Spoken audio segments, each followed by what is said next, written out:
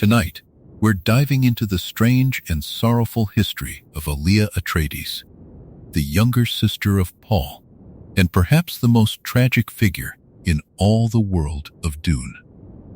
To understand what was truly wrong with her, we will go back to before she was ever born, to a single fateful act on the desert planet of Arrakis, and follow the whole quiet arc of her life, from a child who was never truly a child to the long unraveling at its end.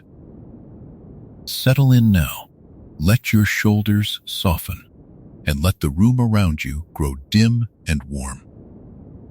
There is nothing here to solve and nothing here to fear, only a slow, steady telling, gentle even where the story is sad, meant to carry you toward rest. Over the next 20 chapters, we will follow her without haste, born already awakened, carrying the memories of thousands, worshipped as a living saint, and burdened beyond what any soul was meant to bear. You do not need to remember any of it, and you do not need to hold on. Let the story move through you like a slow tide across the dunes, and let it carry you, softly, down toward sleep. There are children in every story who grow up too quickly, who learn hard lessons before their time and carry a little sorrow behind their eyes. And then, far rarer, there is a child like Alia Atreides who never grew up quickly, because she was never, from her very first breath, a child at all. Tonight we begin with her, the younger sister of Paul Atreides, born on the long road of exile and war. And we begin gently, the way you might approach a sleeping infant, quietly, without sudden movement, letting the room stay soft and dim around us. To speak of Alia is to speak of a mystery that unsettled even the wisest minds of her age. The people who met her did not quite know what they were meeting. They looked into the face of a small girl, round and new the way all babies are new, and they heard from her mouth the calm, measured words of someone who had lived 100 lifetimes. It was not merely that she was clever. Clever children exist in every corner of the universe, and the galaxy of Dune had produced many of them. Alia was something else entirely. When she looked at a grown man, she seemed to look through him and past him, into places he had not shown to anyone, and she understood what she saw there. She spoke of grief she had never suffered and of pleasures she had never known, and she spoke of them with the quiet authority of memory, as though she had been present for all of it herself. This is the gentle riddle at the heart of her story, and we will spend our long, slow night unwinding it. Alia was a child in body, a true infant, and then a true small girl, growing as any child grows, small hands and small feet, needing to be carried, needing to be fed. And yet inside that little body there was no childhood at all. There was no innocent morning of the mind, no slow dawning of understanding, no first wonder at the world. She entered life already knowing. She entered it already old. The softness of a baby was wrapped around an awareness ancient beyond reckoning, and everyone who came near her felt the strangeness of that, even when they could not name it. In the great sweep of the Dune saga, a story crowded with emperors and witches, with desert prophets and vast machineries of empire, Alia stands apart. Her brother Paul would rise to shake the known universe, and their mother, the Lady Jessica, would move through history as one of its quiet architects. Around them turned schemes older than memory and hopes larger than worlds. But Alia was unlike any of them, unlike any figure the saga would ever offer, because what happened to her had happened to almost no one before, and what she carried was a burden that no soul was ever meant to carry. She was, in the oldest and most feared sense of an old and feared word, something the sisterhood of the Bene Gesserit had dreaded across all their long centuries. We will come to that word softly, in its own time. For now it is enough to know that the danger in her life was woven into the very fact of her being. It was not something she chose. It was not something she earned. It was simply, from the beginning, what she was. Let us be tender with her here at the start, because tenderness is what her story most deserves and most rarely received. It would be easy, knowing how her life would end, to look back at the small girl with fear, to see in her only the shadow of what was coming. But that would be unfair to the child and unfair to the truth. Before she was anything that frightened the powerful, before she was a saint or a ruler or a tragedy, she was a little girl who laughed and reached for warmth and wanted, as all children want, to be loved. That she could not have an ordinary life was not her failing. It was her fate, decided before she could speak, before she could breathe on her own, before she had any say in the matter at all. And so, to understand what was truly wrong with Alia Atreides, we cannot begin with her strangeness as a child, and we cannot begin with the whispers that troubled the sisterhood, and we certainly cannot begin with the sorrows that waited for her at the end of her road. We have to go further back than any of that. We have to go back to a time before Alia had a face, before she had a name, before she had opened her eyes upon the light of any world. We have to go back to when she was still unborn, still a small hidden life within her mother, and to a single choice made in a hidden place, in the heart of a war, on the desert planet of Arrakis. That choice was not made for her. It was not even made with a thought of her, and yet it would shape her more completely than any choice has ever shaped a human being. There is a strange gentleness in beginning a story with something that has not yet happened to someone who does not yet exist. It asks us to hold two things at once, the not yet and the already, the child unborn and the whole long life folded invisibly ahead of her. But that doubleness is the truest way into Alia, because doubleness was the very substance of her. She would always be two things at once, a child and an ancient, a single person and a crowd, a small warm body and a vast cold sea of memory. To meet her honestly, we must learn to hold those opposites together softly, without straining, the way you might hold a small stone in your palm and feel both its weight and its coolness at the same moment. So let the desert rise slowly in your mind now, not as a place of danger, but as a wide, quiet expanse under an enormous sky. Let the dunes stretch away in long, slow curves, pale gold turning to gray as evening comes, the sand still holding the warmth of the day. Somewhere in that immensity, hidden among the rocks, a small band of exiles has taken shelter. Among them is a woman, calm and watchful, carrying a life she has not yet met. She does not know, on this particular evening, what is about to be asked of her. She does not know what she is about to do, nor what it will do in turn to the child she carries. She only knows that she has survived, that her people have survived, and that the desert has, for now, kept them safe.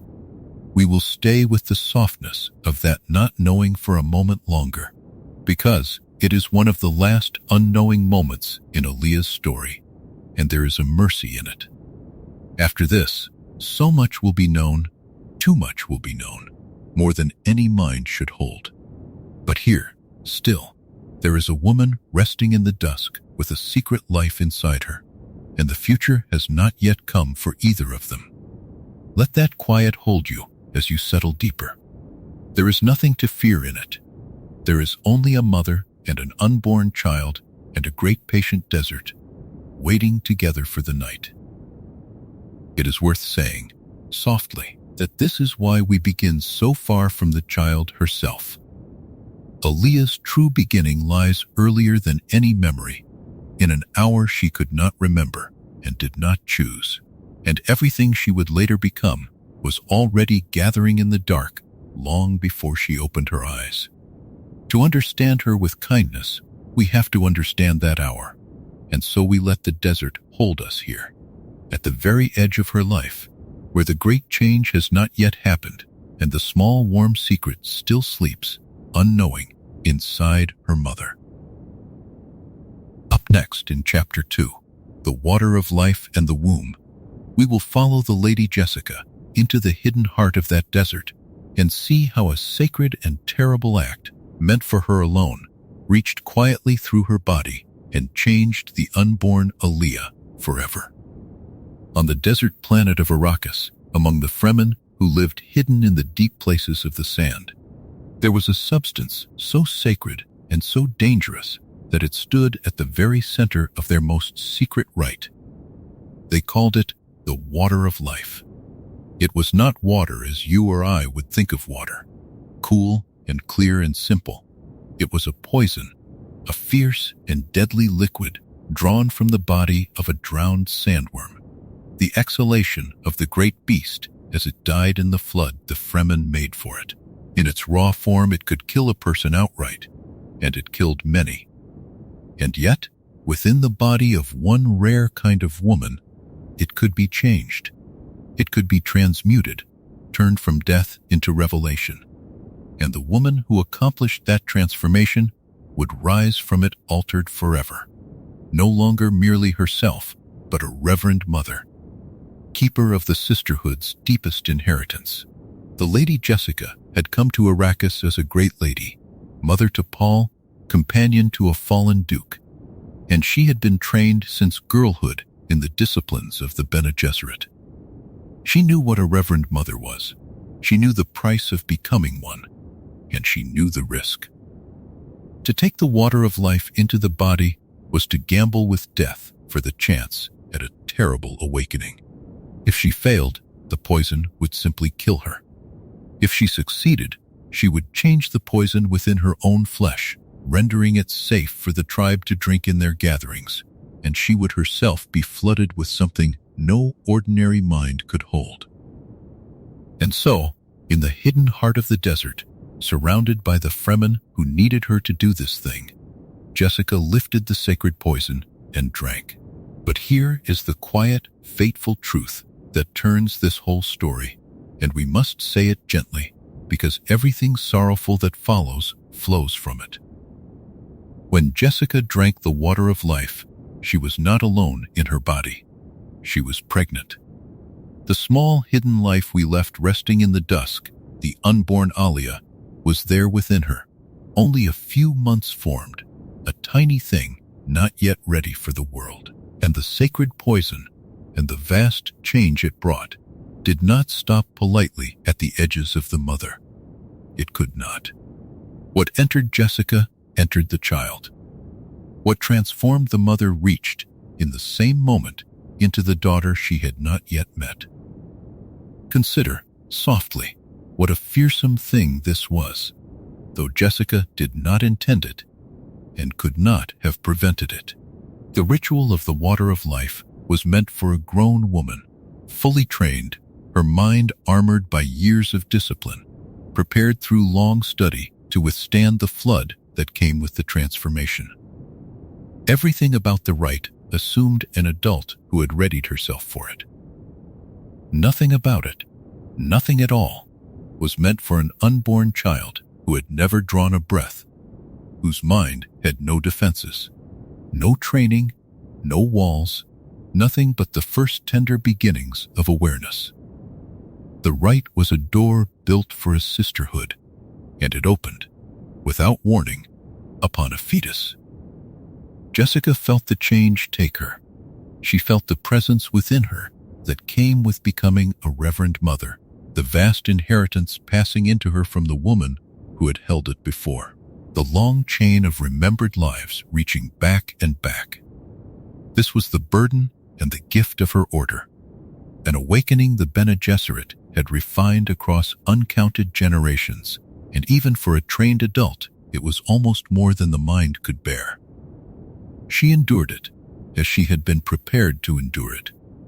But in the enduring, she became aware, with a mother's sudden and helpless horror, that she was not the only one being changed. She felt the small life within her stir and quicken under the same flood, felt the awakening pour into the child as surely as it poured into herself, and she understood, too late to undo it, that she had done something to her daughter that could never be reversed. We should linger, gently, on how little choice there truly was in that chamber. Jessica did not weigh the fate of her unborn daughter against the needs of the tribe and decide, coldly, to risk the one for the many. There was no such moment of decision at all. The poison had to be taken, and taken soon, or all of them would be lost.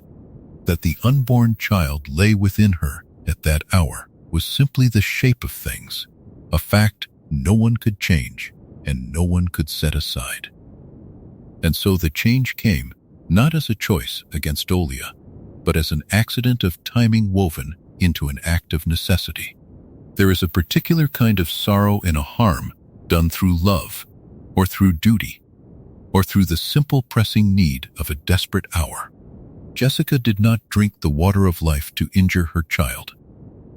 She drank it to save herself and her son and the people who had taken them in, to bind herself to the Fremen and secure a future for them all in a world that wanted them dead. It was, by every measure of that moment, the right and necessary thing to do. And yet the very same act reached into the womb and marked the unborn Alia with a mark that would define, and in the end undo, her entire life. Both of these things are true at once, and we must hold them together with the same tenderness we practiced before. A mother acted rightly, and a child was changed forever, and no one in that hidden desert chamber could have chosen otherwise.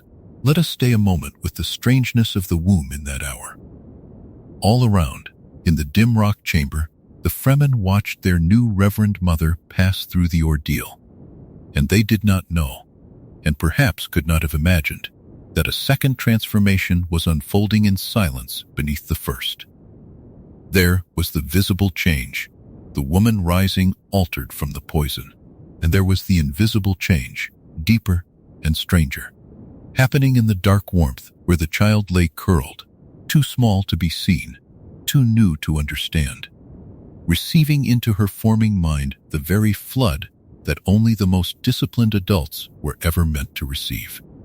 No one lit a lamp for that second change. No one marked it or blessed it. It simply happened, quietly, the way the most consequential things so often do. And so the unborn Alia was, from that moment, no longer merely an unborn child. She was something new under the twin moons of Arrakis, something the sisterhood had a name for and a dread of, though her mother would only slowly come to grasp what had been made. The awakening that came to a reverend mother, the opening of the inner floodgates, the arrival of all those remembered lives, had come to a being who had not yet been born. Everything that a trained adult received with years of preparation, Alia received with none. She received it before she had a self strong enough to stand against it, before she had a voice, before she had a name, before she had ever opened her eyes. We will not rush ahead tonight to what that meant for her, though you may already feel its shadow gathering at the edges of the story. For now it is enough, and it is gentle enough to rest here at the threshold. A mother drank a sacred poison in the heart of the desert and became something greater than herself. And in the same breath, without meaning to, without any way to prevent it, she carried her unborn daughter through the same terrible door. The child who would be Alia was changed utterly before she was born, shaped by a single act she had no part in choosing, and the whole long arc of her life bends back, always, to this quiet moment in the sand. Up next in Chapter 3, Born with the Memories of Thousands, we will follow that changed and quickened child into the light of her first day, and see what it meant for a newborn to arrive in the world already carrying the remembered lives of countless souls who came before her. When a woman of the Bene Gesserit, becomes a reverend mother. Something extraordinary and almost unimaginable happens within her. Along with the transmuted poison of the water of life, she receives an inheritance that has been passed from mother to daughter across the long chain of the sisterhood, reaching back through countless generations. In a single overwhelming rush, the lives of the women who came before her open inside her mind. Their memories become her memories. Their knowledge becomes her knowledge. She carries within herself, from that moment on, not one lifetime of experience, but a vast multitude. A great inner assembly of remembered selves, each with its own voice, its own wisdom, its own long-vanished world. This is the secret power of the Reverend Mothers, and it is why the sisterhood has always been so patient, so disciplined, so careful. To hold that flood and remain oneself requires a mind armored by years of preparation. Now recall what happened in the desert. That flood, meant only for a fully trained adult, came instead to an unborn child. And so, when Alia Atreides was at last born, she did not arrive as other infants arrive, blank and new, with nothing behind their eyes but the fresh light of a first morning. She arrived already full. The great inner assembly that a reverend mother spends a ritual receiving and a lifetime governing had already poured into her in the womb. She came into the world carrying the memories and the personalities of thousands who had lived and died before her. An entire inheritance of remembered lives folded into the mind of a newborn. Let us be gentle here, because it is a strange and almost dizzying thing to picture. An ordinary baby knows nothing. It does not know its own name, for it has none yet. It does not know the faces around it, or the words they speak, or the shape of the room, or the difference between day and night. Everything is new, and the newness is a kind of mercy, a soft blank page waiting slowly to be written. The whole of childhood is the slow filling of that page, one small experience at a time, a first taste, a first word, a first wobbling step. That slowness is how a human self is built, gently over years, with room to grow into itself. Alia had none of that. Her page was not blank. It was already covered, edge to edge, in the handwriting of thousands of strangers. From her very first breath she carried within her the recollections of lives she had never lived, the voices of people long dead, the loves and fears and skills and sorrows of an entire crowd of ancestors. She did not have to learn what a word was, because somewhere in the multitude within her, many people already knew every word. She did not have to discover the world slowly, because the world had already been discovered again and again by all the remembered selves she carried. Where another infant held only newness, Alia held a whole inhabited past, murmuring quietly beneath her small and ordinary face. Try to imagine, softly and without alarm, what it might be to open your eyes for the first time and already understand what you were seeing. To look up at the face bending over you and already know, from 100 remembered mothers, what a mother is. To feel hunger and already have the words for it, in a dozen tongues. To be lifted and carried and already know, from lifetimes of being carried and of carrying others, exactly what that gesture meant. There would be no wonder in it, or very little, because wonder is born of not knowing, and Alia knew. She knew far too much, from the very beginning, and the knowing was not something she had reached for. It had simply been there, waiting inside her, before she ever arrived. This is what it means to say that Alia was born already awakened. In the language of the Bene Gesserit, to be awakened is to have those inner lives open and present, to carry the assembly of ancestral memory within a conscious mind.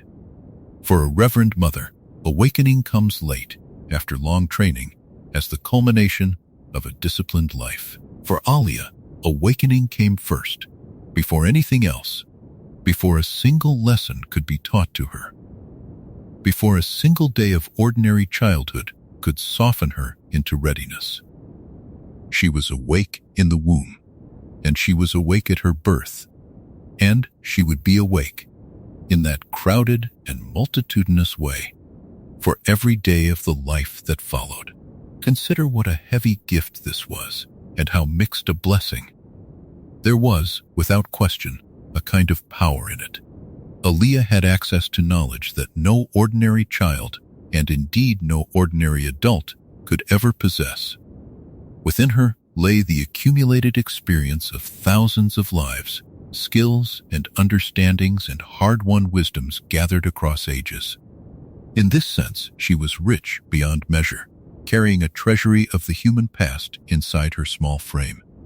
But a treasury is also a weight, and the richer it is, the heavier it grows.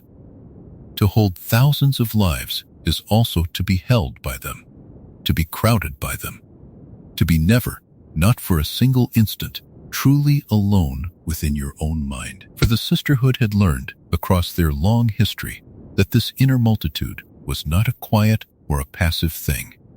The remembered lives were not mere records, like words written in a book that stays closed until you open it. They were, in some real and unsettling sense, presences. They had voices. They had wills and desires that had once been their own. A trained Reverend Mother spent her strength keeping those presences in their proper place, drawing on their wisdom when she needed it, but always remaining the one in command, the single self at the center who decided and who ruled. It was a lifelong discipline, a constant gentle pressure holding the crowd at bay so that one voice, the woman's own, could stay clearly her own. And here was Alia, a newborn, holding that same crowd with none of that discipline, none of that training, none of that hard-built central strength. She held the multitude by nothing but the accident of her own forming will, a will so new it had barely begun to exist. That she held them at all in those early days was remarkable. That she would go on holding them year after year was a quiet and continuous marvel, though no one thought to marvel at it, because no one fully understood what she was doing every waking moment simply to remain herself. Beneath the surface of an unusually knowing child, a small girl was carrying, alone, a burden that the wisest women of her order carried only after decades of preparation. It helps, perhaps, to picture the newborn Alia not as a marvel to be studied, but simply as a baby lying in her mother's arms, small and warm and needing to be held. From the outside there was little to see. She breathed as babies breathe, and she slept as babies sleep. And all the while, beneath that ordinary softness, the great inner assembly murmured on. Thousands of remembered lives folded quietly into a mind no larger than a small closed hand. So, we come to the end of her first day, already able to see the shape of everything that will follow.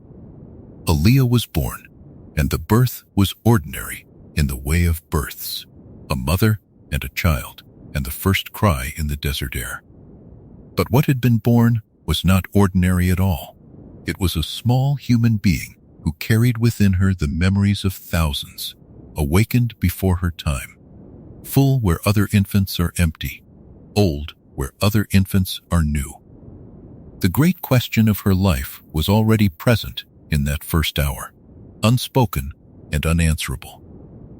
How long could a single small self, given no preparation and no rest, hold at bay the vast remembered crowd that had come to live inside her before she was ever born? Up next in Chapter 4, what the Bene Gesserit call an abomination, we will learn the ancient and fearful name the sisterhood gave to a child like Alia, and why, of all the dangers in their long and careful history, this was the one they dreaded most. Across their long and patient history, the Bene Gesserit gathered many kinds of knowledge, and with that knowledge came many kinds of caution. They studied bloodlines and bred them across centuries. They trained the body and the mind to feats that seemed to others like sorcery. They held within their reverend mothers the remembered lives of all who had come before. A vast inheritance guarded by iron discipline.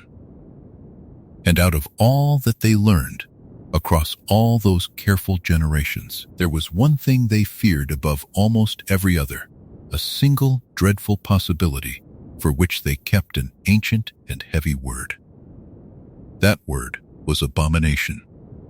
It is a hard word, and we will handle it softly, because the child it came to describe deserves our gentleness far more than she ever received the sisterhood's fear. To understand the word, we must return to what a reverend mother is and how one is properly made. In the sisterhood's careful way, a woman received the flood of ancestral memory only when she was fully grown, fully trained, her sense of herself long since settled and strong. She came to the awakening as a finished self, a single clear identity able to receive the inner multitude and remain its master. She could open the door to all those remembered lives precisely because she had first spent decades becoming so solidly herself that the crowd could not sweep her away. The training was not merely preparation, it was protection. It built the walls before the flood arrived. An abomination was what the sisterhood called one who received the flood without those walls. It was their name for a preborn, a child who awakened not after a lifetime of preparation, but in the womb, before there was any settled self to do the receiving. Such a one came into the world already carrying the inner multitude, exactly as Alia did. And this, the Bene Gesserit, regarded with a dread that ran deeper than almost any other in their long catalogue of fears. They did not fear the preborn, because such a child was wicked. They feared what might happen inside such a child over time as the years pressed on and the burden grew heavier. For in a preborn, there was no finished fortress self standing at the center. There was only a small identity that had formed at the same time as the crowd, tangled up with it from the very beginning, holding its ground by nothing but its own untutored strength. Here we come to the true heart of the sisterhood's terror, and it is worth telling slowly, because it is the danger woven through every remaining hour of Alia's story. The remembered lives within a reverend mother were not silent records. They were presences, each with its own long-vanished will, its own hungers and habits and desires. In a trained woman, these presences were kept firmly in their place, consulted like wise elders, but never permitted to seize the reins. But the sisterhood knew, from cases scattered rarely across their history, that in a preborn the balance could tip. The single small self, unprepared and unprotected, might in time be worn down. And if it were worn down far enough, one of those inner presences might rise up, overwhelm the fragile center, and take command. The dead might come to rule the living. One of the ancestral voices might seize the body and the mind of the preborn and become, in truth, the one who looked out through her eyes. That was the meaning of abomination. Not a curse in the old superstitious sense, not a mark of sin, but a specific and terrible peril. It was the danger that a person might be overwhelmed and possessed from within by the personalities of the dead, that the crowd she carried might one day cast her out of her own house and live there in her place. To the Bene Gesserit, few fates were more horrifying, because it turned their own greatest gift against itself, took the sacred inheritance of remembered lives, and made it a weapon aimed at the very soul that carried it. And it could not be cured. Once a child was born already awakened, the danger was simply there, present from the first breath, a shadow that would walk beside her for the whole of her days. We should pause here and be very tender, because it would be easy to let the word abomination fall over the small girl like a sentence, and that would be a cruelty she does not deserve. The Bene Gesserit, in their fear, were not always kind in how they thought of the preborn. But we are not the Bene Gesserit, and tonight we are looking at Alia with softer eyes than they ever did. The danger in her was real, and we will not pretend otherwise. Yet the danger was not her fault, and it was not her wickedness, and it was not, in these early days, her doing at all. It was simply the condition into which she had been born, the shadow side of the gift that had been poured into her before she could refuse it. Think of it gently this way.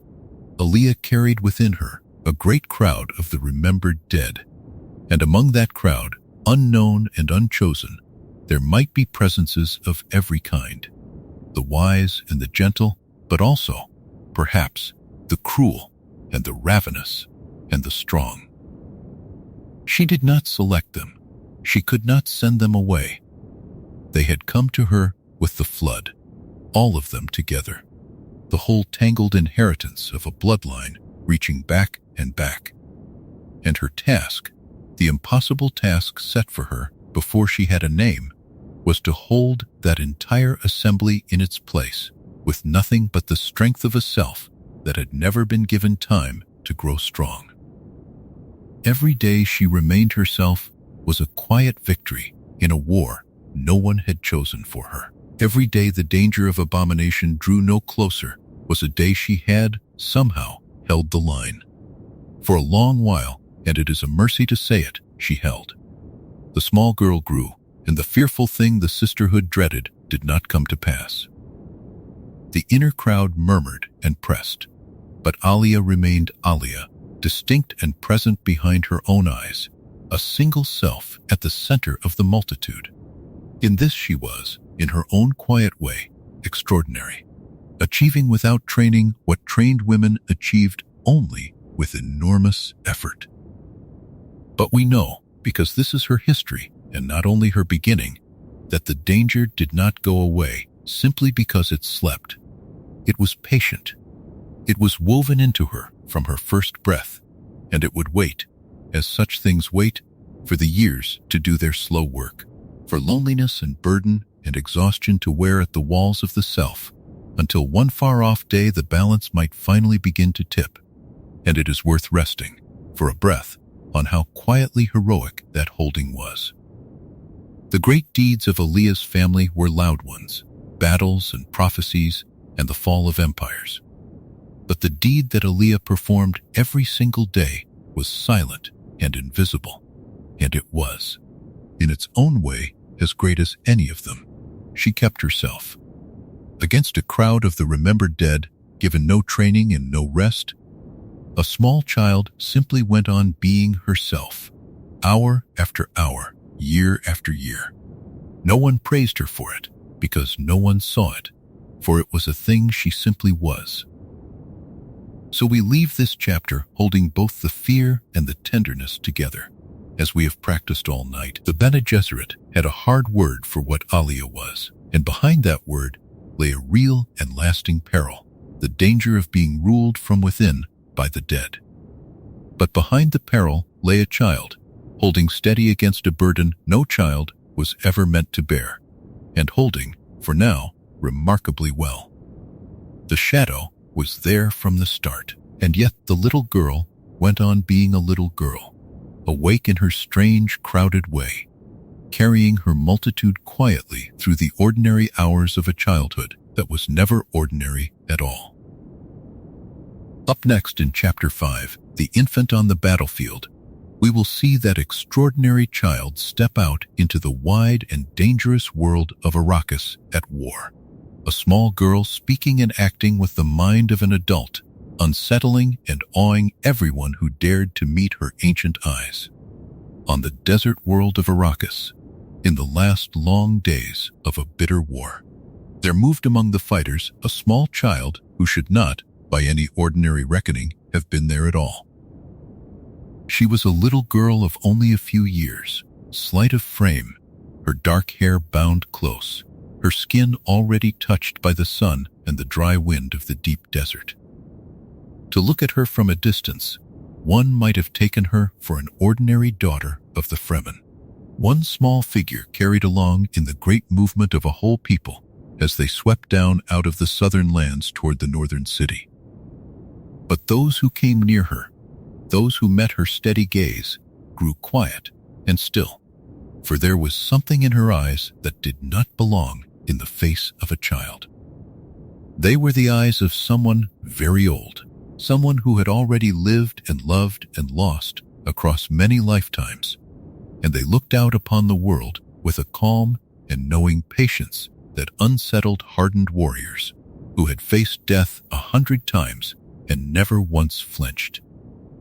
This was Alia Atreides, the sister of Muad'Dib, the daughter of the Lady Jessica, and she was even then a mystery walking on 2 small legs.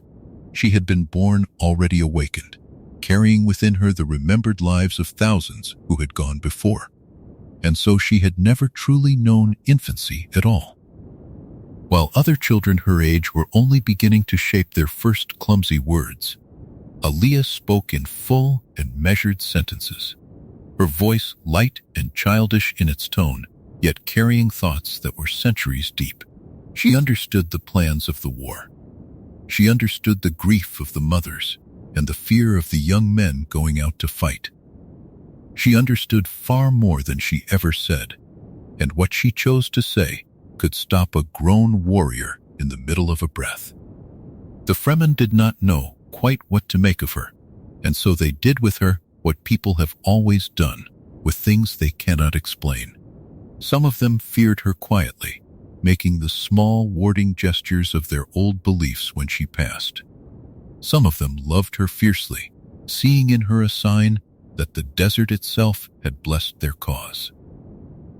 And some of them, watching her play at the edge of a great gathering, would forget for a little while that anything at all was strange, only to be reminded when she turned and spoke to them of some private sorrow they had told no living soul.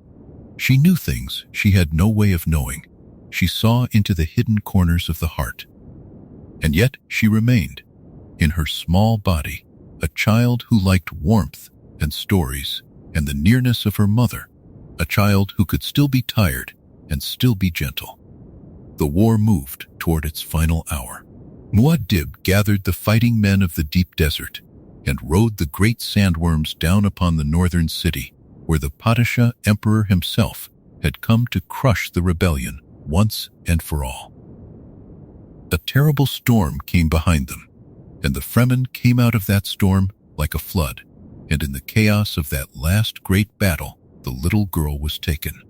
Sardaukar soldiers, the fearsome troops of the emperor, seized her and carried her into the very heart of the enemy, into the great hall where the Padishah emperor sat with his advisors and his captive nobles all around him. And so it was that a small child of the desert came to stand before the most powerful man in the known universe, alone, unafraid, and entirely herself. Among those gathered in that place was an old woman of the Bene Gesserit, a reverend mother who had trained Alia's own mother long ago, and who understood at once what she was seeing. When her gaze fell upon the child, she recoiled as though from something unclean. She named the little girl an abomination, in fear and loathing, and called for her to be destroyed, for she knew the old teaching that a child born already carrying the memories of the dead might one day be overwhelmed by them. And she looked at Alia and saw not a little girl, but a danger walking. Yet the child only looked back at her, calm and unbothered, meeting the old woman's dread with the serene patience of one who had many times outlived her fears. And there, in that hall of enemies, the little girl did a thing that no one present would ever forget. In the desert lands there was kept a bound and defeated figure, the cruel old baron who had ruled these sands before House Atreides came, the very man whose blood ran in Alia's own veins through her mother's hidden lineage. He was her grandfather, though he had never known it and never would. And Alia, small and quiet, carried within her the memory of every wrong that man had ever done, the murders and the schemes, the ruin he had brought upon her family. She went to him.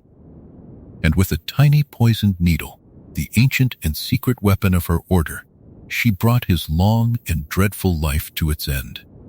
She did it without cruelty and without joy, the way one closes a book that has come, at last, to its final page. Then, she stepped back into the churning heart of the battle, a baby with ancient eyes, having settled a debt that stretched back further than her own few years could possibly hold. Those who witnessed such things scarcely knew how to speak of them afterward. A grown woman might do a hard deed in war and be understood, but this was a child, small enough to be lifted in one arm, and the strangeness of it settled over everyone like the hush after thunder. There was awe in it, and there was pity in it, and there was fear in it, all mingled together. For a moment, the whole vast struggle of empires seemed to narrow down to the sight of one little girl who carried within her more years than any elder in that hall, and who bore that weight without complaint, because she had never known any other way to be. When the battle was won and the old emperor humbled, and the banners of House Atreides rose over the conquered city, Alia was gathered back to her mother and her brother, unharmed. To the great powers of the universe, she was already becoming a legend, a name spoken in wonder and in dread across 100 worlds. Yet beneath the legend she remained what she had always been, a small child in a vast and dangerous world, holding the memories of thousands inside a body that still needed to be carried when the day grew long, still needed a hand to hold in the dark. And though she had walked through fire and death and stood unshaken before an emperor, no one who loved her could quite shake the quiet ache of wondering what such a beginning would make of her and what it would cost her in all the years still to come. For now, though, she was safe. The war was over. The storm had passed, and the great desert lay still beneath the stars, and somewhere in the warm heart of the victorious camp, a little girl with ancient eyes finally rested, small and quiet, in the arms of her mother. And the people who had seen her that day would tell the story of the infant on the battlefield for the rest of their lives, always in a hushed voice, always with a kind of tenderness, as though speaking too loudly might wake something they did not fully understand. Up next in Chapter 6, A Sister to the Emperor, we'll follow Alia as her brother rises to rule the whole of the known universe, and see how a royal child with terrible knowledge came to stand beside the throne, honored and feared throughout the new imperium she would help to hold together. When the last battle was won, and the storm had rolled away across the dunes, the whole shape of the known universe changed in a single day. The Padishah emperor who had ruled for so long was cast down, and in his place rose Paul Atreides, called Muad'Dib by the Fremen, the son of a slain duke who had become the master of the desert and the keeper of the spice upon which all the worlds depended. He took the old emperor's throne, and by careful marriage bound the fallen royal house to his own, and so became the ruler of everything, from the innermost planets of the Imperium to its farthest and coldest edges. And at his side through all of this, small and quiet and watchful, stood his sister Alia. She was still only a child in the counting of years, still small enough that a grown man could carry her without effort, and yet she was now the sister of the most powerful being who had ever lived. The daughter of a great house had become the sister of an emperor, and with that title came a place near the very center of all power, a place in the councils and the ceremonies and the vast unfolding history of the New Age. Where once she had walked among the tents of a desert people, now she moved through great halls of stone, past guards and priests and the envoys of 100 worlds, and everywhere she went the people bowed, and everywhere she went the people watched her with a mixture of reverence and unease, for the strangeness of her had not lessened with the winning of the war. If anything, it had grown, as the whole universe now turned its attention toward the family that had seized the throne, and found among them this small girl who spoke with the wisdom of centuries.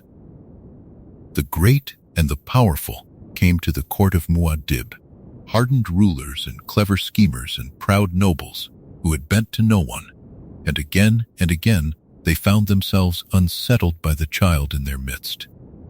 She would look at a visiting lord and know the lie he had come to tell before he had told it.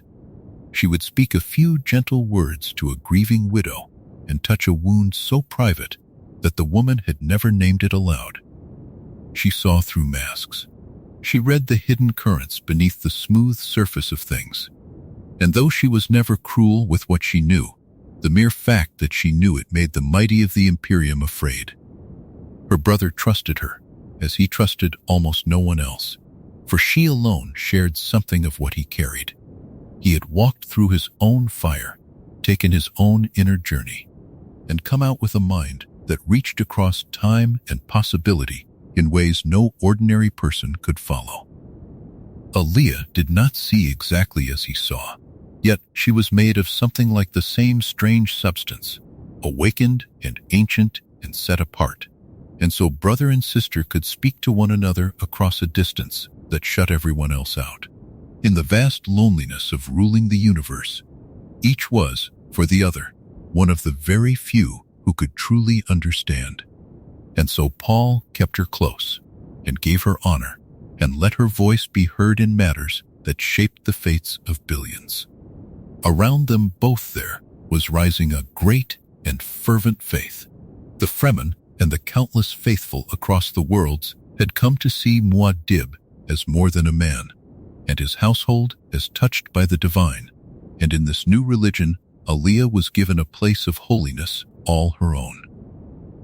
She became a figure of awe in the eyes of the people, a princess of the ruling house who was also something set apart and sacred, spoken of in the same breath as prophecy and miracle.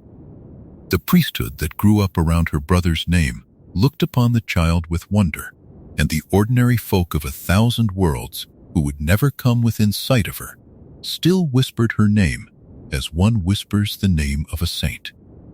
She was honored as few children in all of history have ever been honored, lifted up before entire civilizations, and told in 100 ways that she was precious and holy and rare.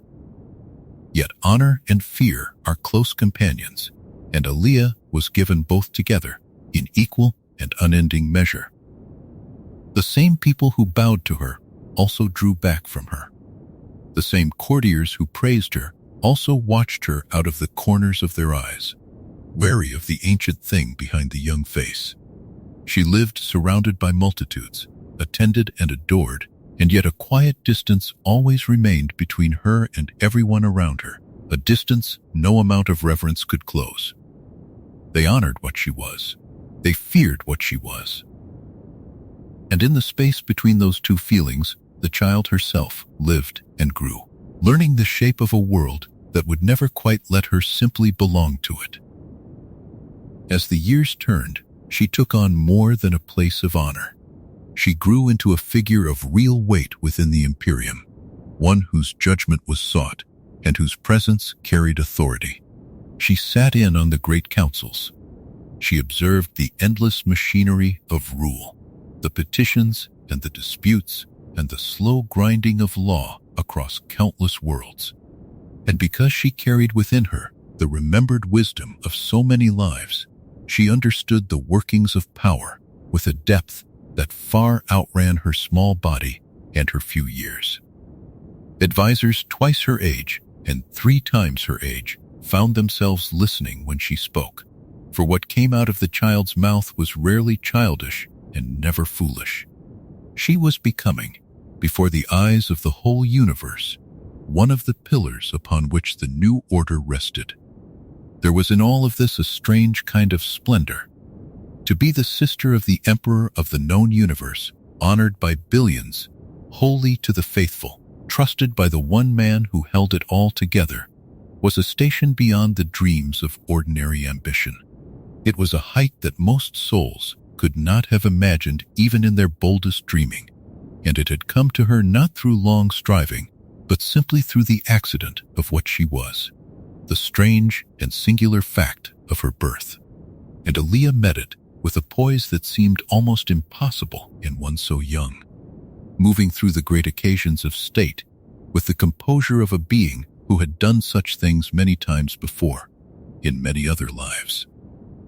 To watch her preside over some solemn ceremony, small and grave and perfectly self-possessed, was to see something that had never quite existed in the world before. A child and an ancient soul woven together into one, wearing the honors of an empire as lightly as another child might wear a festival ribbon. But beneath the splendor, the old questions waited.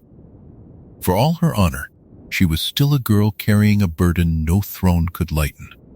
For all her wisdom, she was still growing, still forming, still becoming whatever it was she would finally become.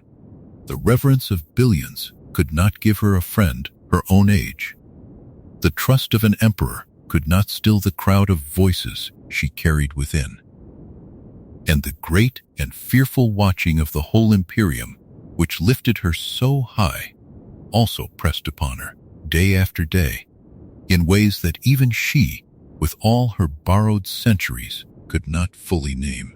She was a sister to the emperor, honored and feared across the stars, and she was also, still, alone in a way that no honor had ever healed.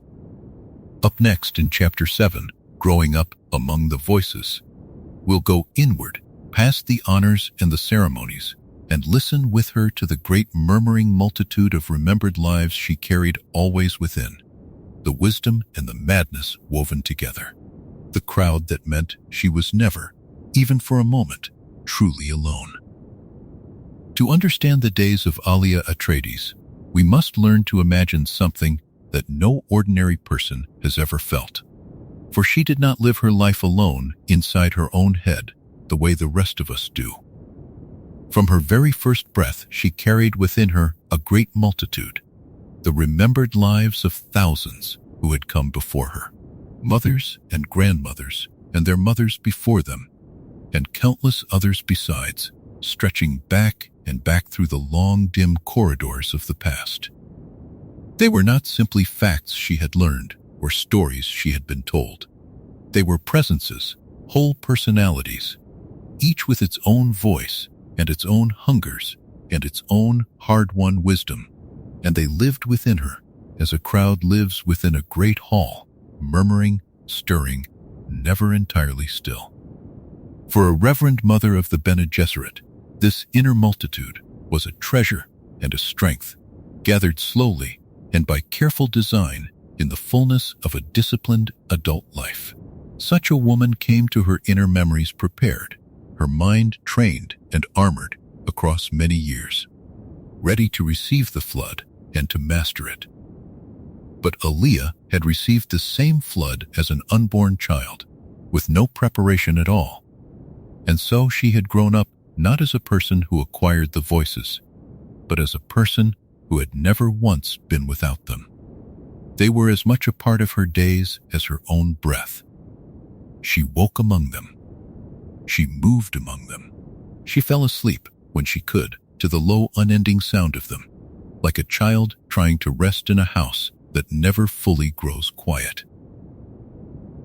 There was great wisdom in that crowd, and this was its gift.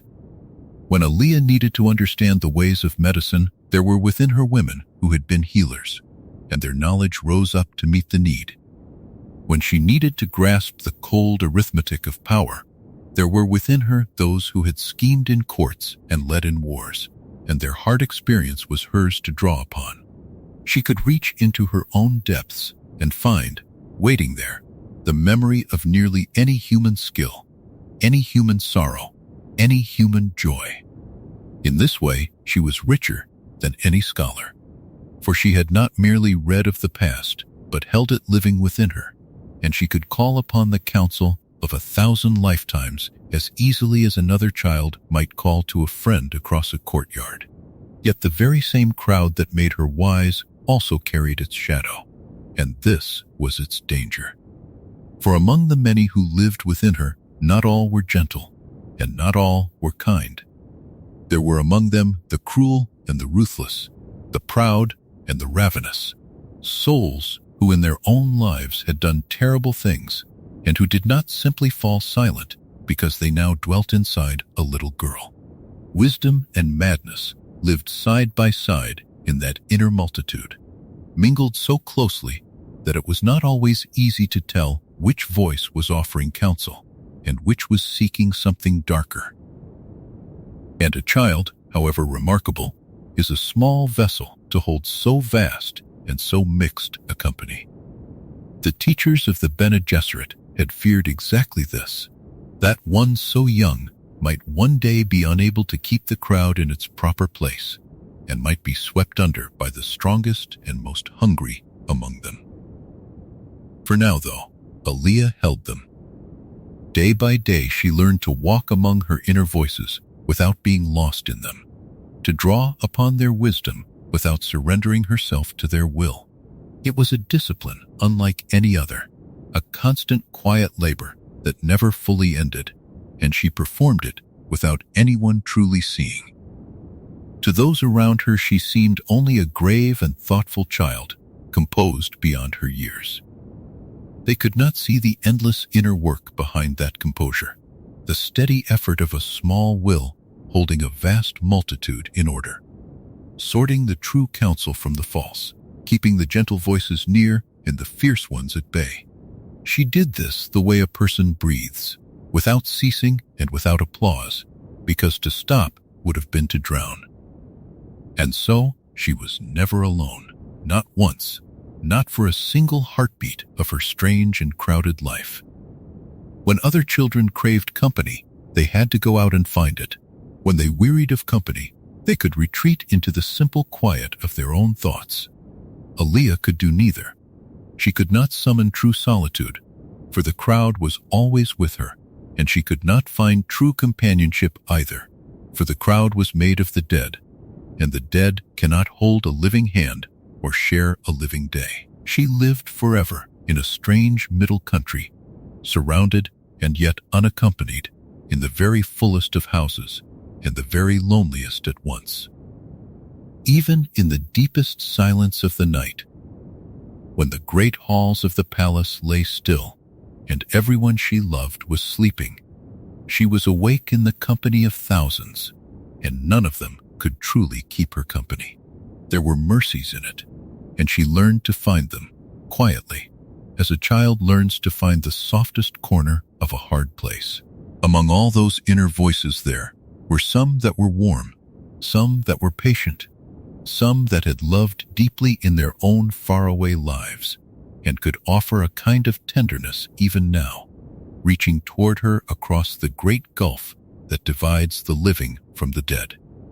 In her quieter hours, Alia could lean a little upon the gentler of her inner company, could draw a thread of comfort from a grandmother many generations gone, could feel herself for a moment held within the long human chain from which she had come.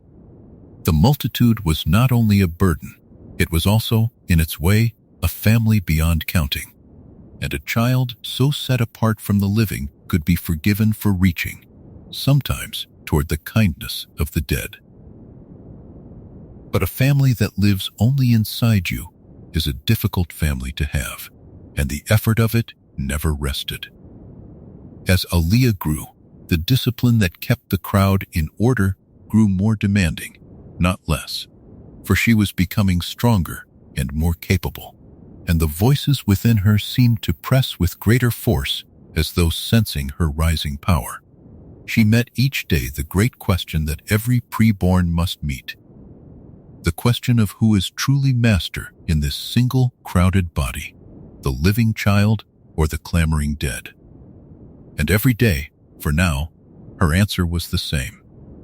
She held, she endured, she kept her place at the quiet center of herself, and she did not, in these early years, let the great inner multitude take the reins from her small and steady hands. Those who watched her from the outside saw only her calm, and marveled at it, and called her wise, and feared her a little, and moved on. They did not know the cost of that calm.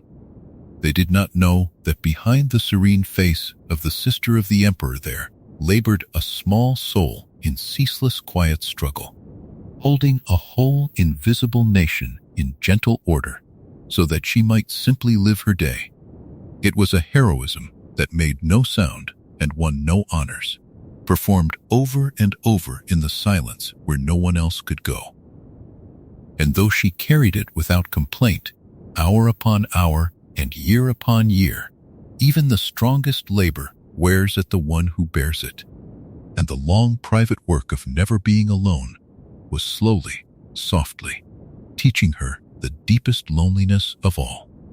Up next in Chapter 8, The Loneliness of an Old Soul, we'll sit with that deeper loneliness and see how a child who could relate to no one her own age, who was unlike every other living person in all the universe, came to feel the quiet ache of a solitude that neither honor nor wisdom nor the crowd within could ever truly ease. There is a particular kind of loneliness that has nothing to do with being left by yourself, and everything to do with being unlike everyone around you. And this was the loneliness that grew, slowly and quietly, within Alia Atreides. She was never short of company. She lived at the very heart of the greatest empire the universe had ever known, surrounded by attendants and priests and nobles, adored by billions who would never meet her, and honored by all who did. And yet, for all of that, there was no one anywhere among the living who was truly like her. No one who could stand beside her and say that they too knew what it was to be what she was. In a universe of countless souls, she was, in the most important way, entirely alone. No ordinary childhood had ever been possible for her, not from the very first. Other children came into the world as blank and open pages, learning the world slowly, one small wonder at a time, protected for a while by their own sweet ignorance. Alia had come into the world already written full, already carrying the memories of thousands, and so the gentle unfolding that is childhood had been taken from her before she ever drew breath. She had never known the simple joy of not understanding, never known the safety of being small in a world made large and mysterious by innocence. She had skipped the whole tender beginning of a human life and arrived, at once, at a kind of ancient knowing that most people do not reach even at the end of long years. And a soul cannot go back and live the childhood it never had. That door, for her, had never once been open.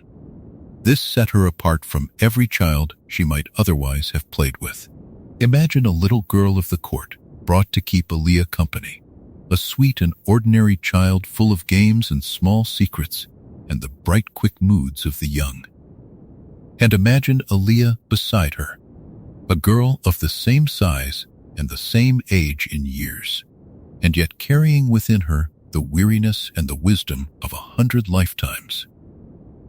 What could pass between them? The ordinary child would speak of her games, and Alia would understand them completely and gently, and from an impossible distance, the way a grandmother understands the play of the very young. There could be kindness between them. There could even be a kind of care. But there could be no true meeting, no shared standing on the same ground, for they did not stand on the same ground at all. And both of them, in their different ways, would feel it.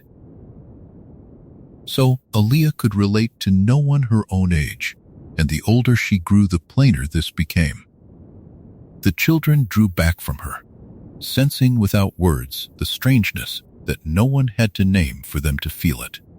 And the grown people around her, though they honored her and sought her counsel, could not be her companions either, for they feared the ancient thing behind the young face. And one cannot be a true friend to what one fears. She was too old for the young and too young for the old, too knowing to be a child and too small to be an elder, fitting nowhere in the whole vast household of the living. Wherever she went, she was welcomed, and wherever she went, she remained. In the end, a little apart, held always at the quiet distance that awe and unease together carve around the ones who are truly rare. Her brother understood her, and that was a great mercy, perhaps the greatest she had.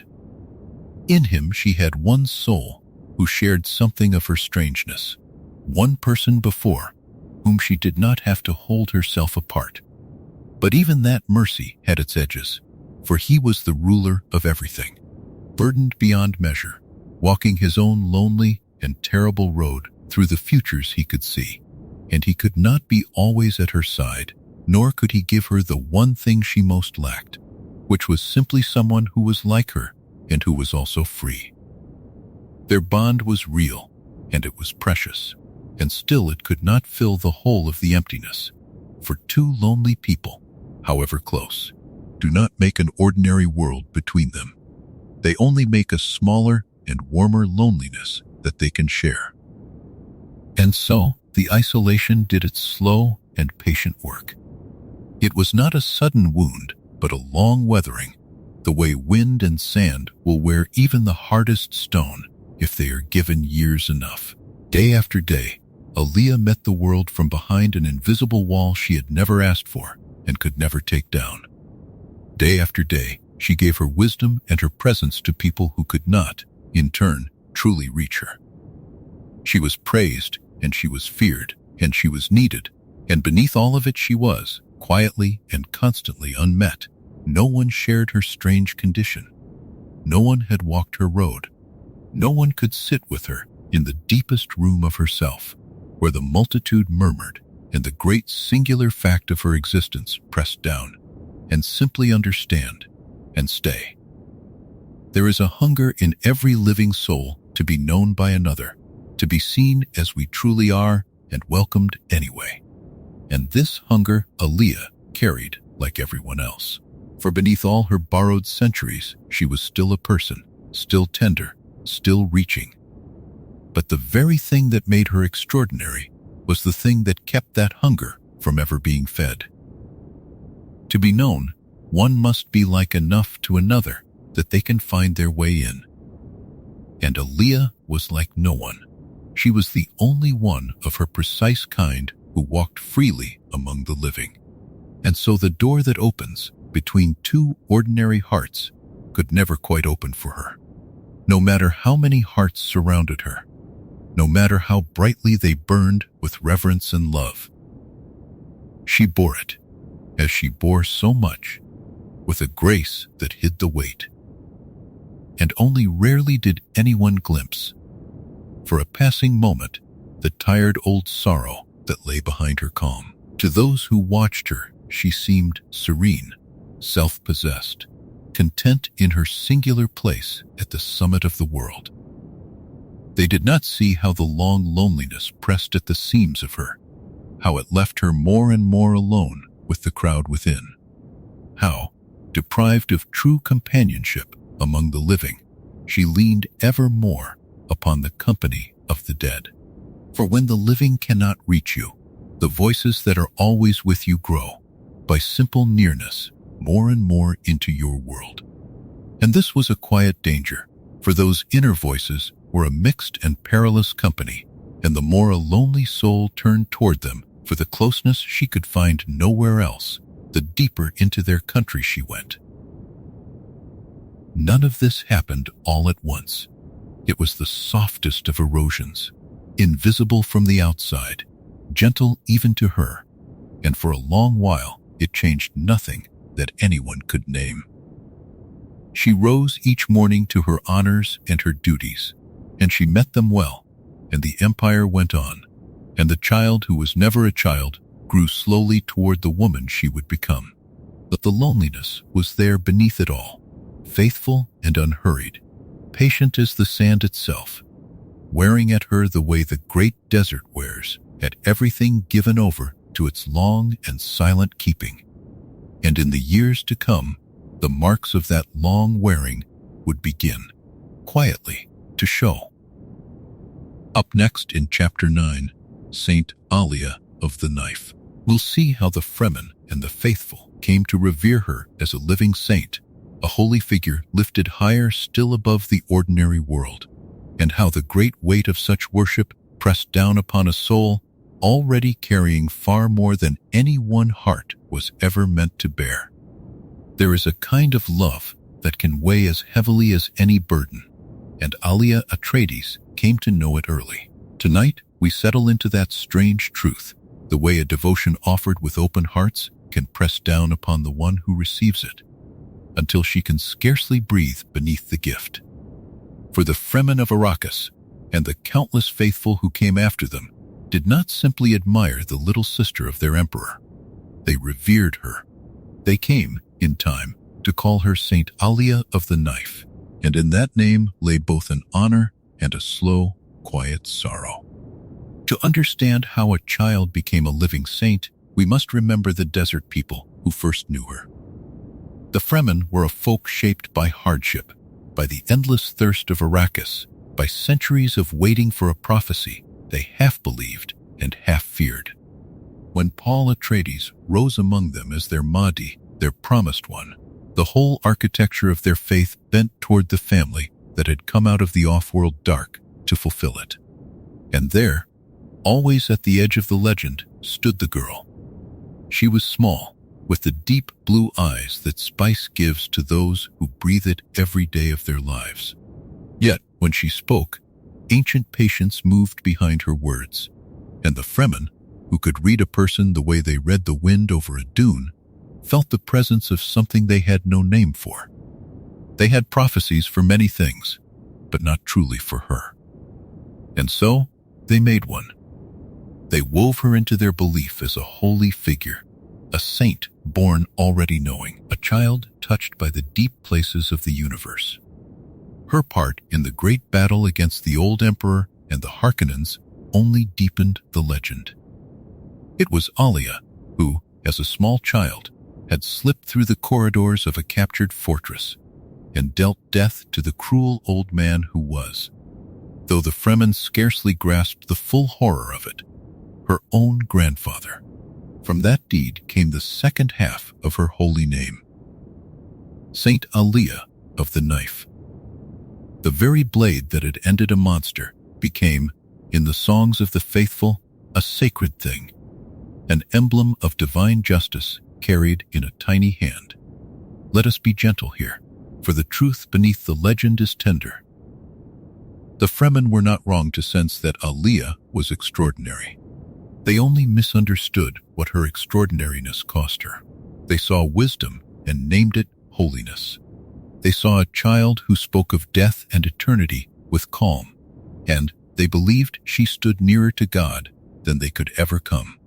What they could not see was the crowded inner world she carried, the multitude of remembered lives that filled her from her first breath, the thousands of ancestral voices murmuring their counsel and their grief. To be worshipped is to be seen as something more than human.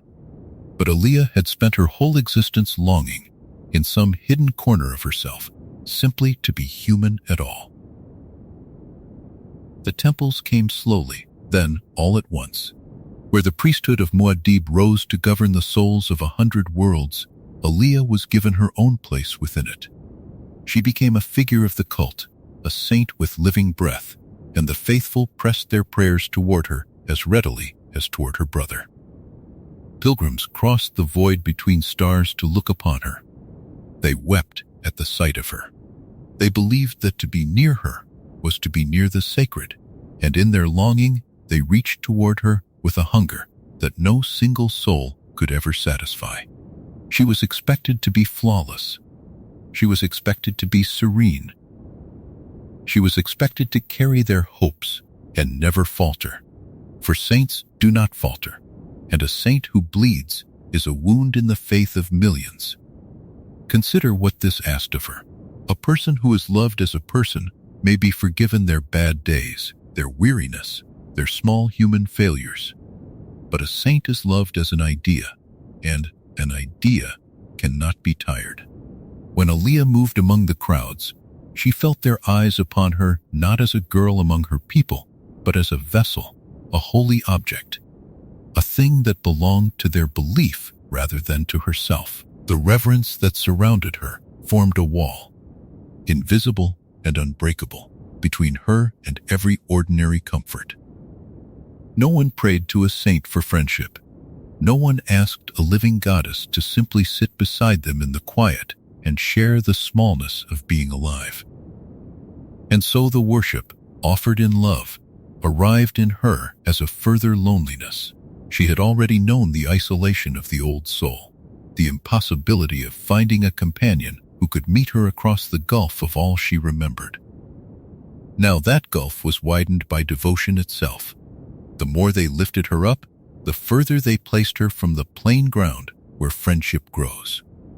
She stood at the center of a faith that spanned the known universe, and she stood there alone. There was, too, a subtler danger woven into the saint's mantle, though it would take years to bear its bitter fruit.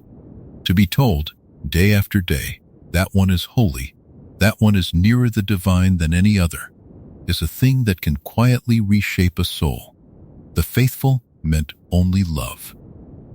But their love spoke constantly of Alia's greatness, her separateness, her elevation above the common run of living things. For a person already burdened with the pride and the peril of the preborn, such endless affirmation was a slow poison poured into an open cup. The inner voices, always listening, always seeking a foothold, took note of how the world knelt to her. And some among them, we shall come to learn, would remember that kneeling and turn it to their own dark purpose. Yet in these years, the saint still held herself together with grace. She performed the offices of her station. She spoke the words the faithful needed. She gave them, out of the vast library of her borrowed lives, a wisdom that comforted the grieving and steadied the frightened. There was real mercy in her still, and real love returned toward the people who so adored her. A part of Alia genuinely wished to be for them what they believed her to be, to shelter them, to guide them, to be worthy of the name they had given her. That wish was not false. It was, perhaps, the last and truest expression of the child she might have been in a kinder world. But a wish, however pure, cannot lift a weight that grows heavier each year. And the worship grew. With every pilgrim, with every temple raised, with every song that named her holy, the load upon her shoulders settled deeper. She was a young woman carrying the memories of thousands, and now she carried the faith of billions atop them. The gentle listener may wonder how any soul could stand beneath so much. The answer, softly spoken, is that for a long while she did stand, and that the standing itself was a quiet heroism the faithful never saw. They saw only the saint, serene above them. They did not see the girl beneath the sainthood, holding, hoping the weight would not one day become too much. Rest here a moment in the hush of it, the way one rests in a temple after the crowds have gone. The candles still burn. The prayers still hang faintly in the air.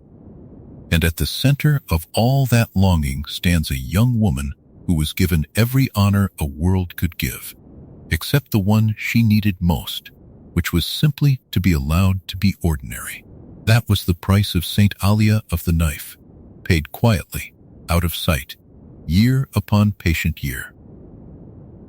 Up next, in Chapter 10, The Weight of Worship, we'll follow how being treated as a goddess and holding true power over billions of living souls deepened her isolation and fed the pride and the instability that were slowly growing within her.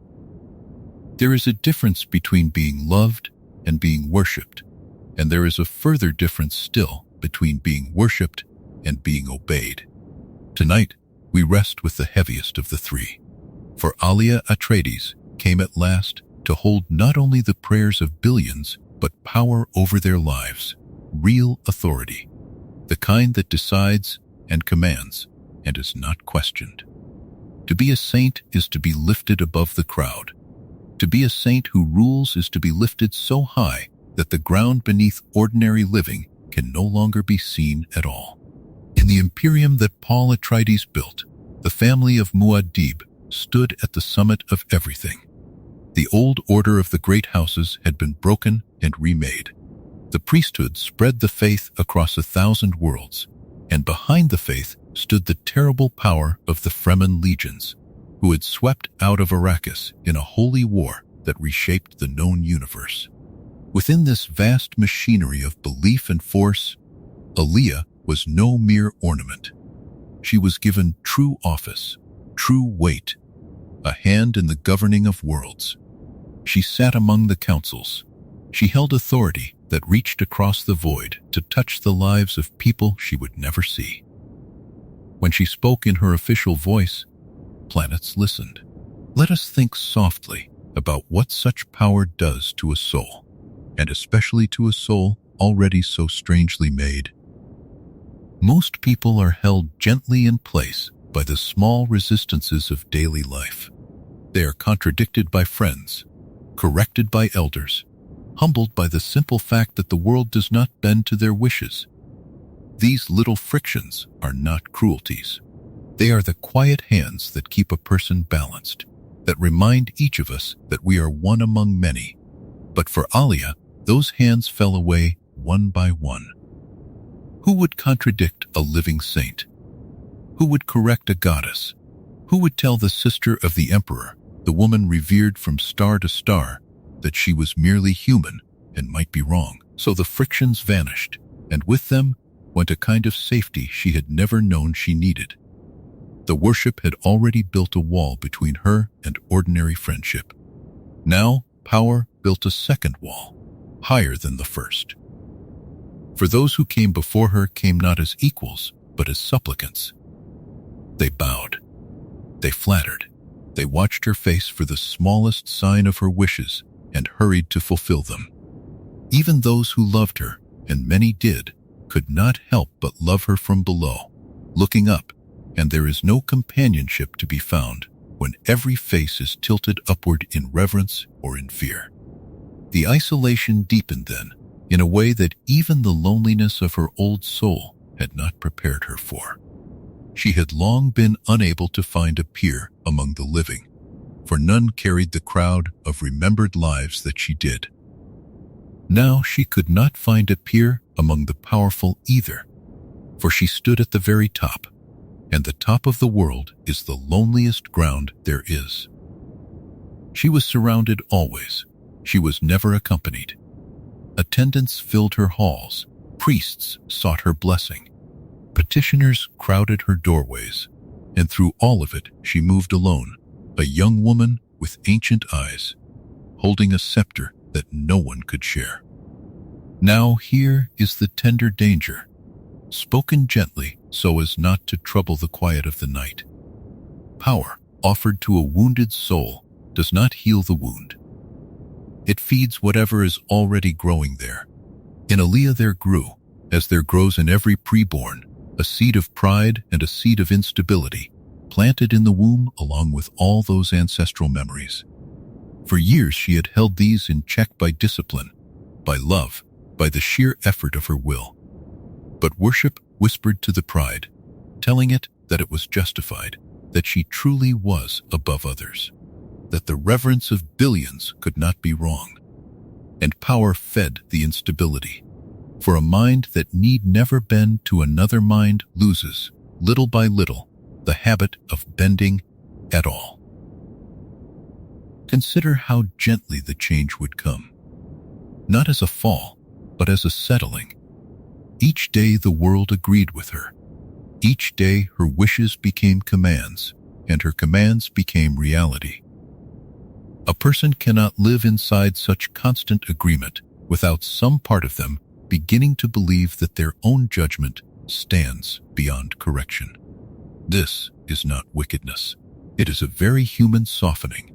The way stone left long in still water is slowly shaped by it. And Alia, for all her borrowed wisdom, was in this one respect terribly young, a woman still in her early years being handed authority that would have unbalanced the steadiest of old rulers. The remembered lives within her felt the shift as well. They had always been there, murmuring, offering their counsel and their memories, a great inner parliament of the dead. When Alia held herself humble, they remained in their proper place, voices she could consult and set aside. But pride opens doors. As the worship and the power fed her sense of her own greatness, the inner multitude found the discipline that contained them growing, ever so slightly, less firm. A soul that believes itself above correction is a soul less watchful at its own gates. And there were things within Alia that had long waited, patient as the desert, for those gates to loosen. Yet we must not paint these years only in shadow, for that would be untrue to the woman she still was. Alia ruled, in this time, with real skill, and often with real mercy. She was clever, quick, capable in the practical arts of governing that her ancestral memories had gifted her. She could be generous, she could be just. The people who lived under her authority were not, in these earlier days, ruled cruelly. There was still in her the wish to be worthy, the same tender wish that had lived in the saint, only now it wore the heavier robes of a sovereign. She wanted to be good.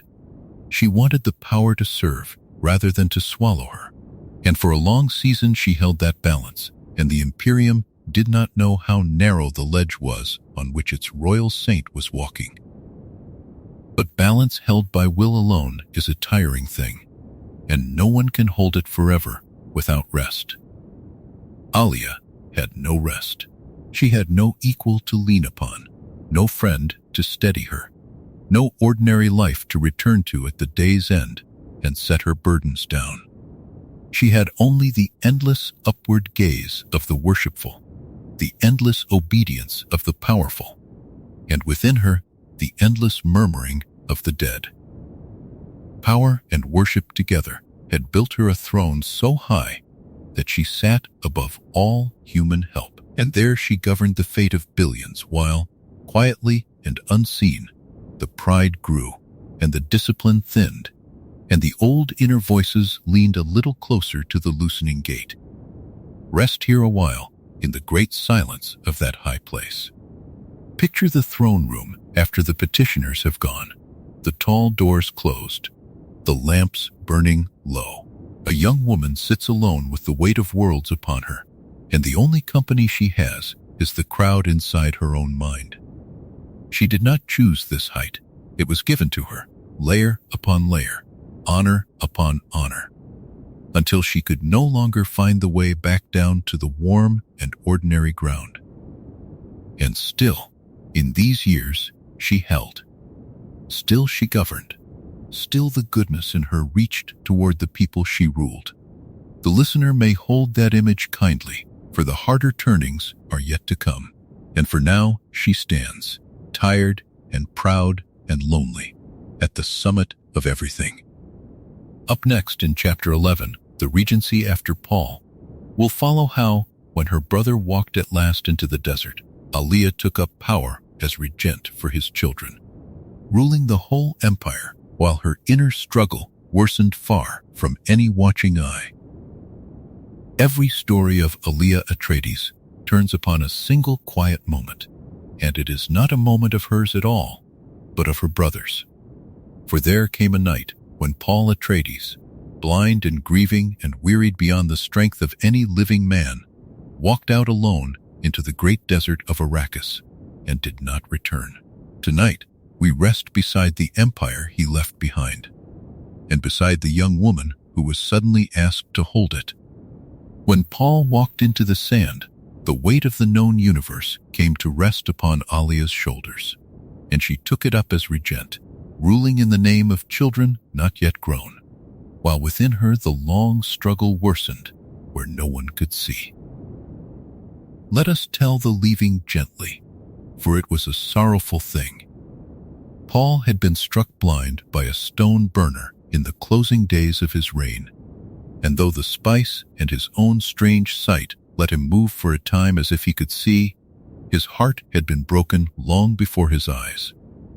His beloved Chani had died, giving birth to his children, twins, a boy and a girl, and the grief of it hollowed him. By the custom of the Fremen, a blind man who can no longer serve is given to the desert, walking out into it to become one with the sand and with Shai-Hulud, the great maker.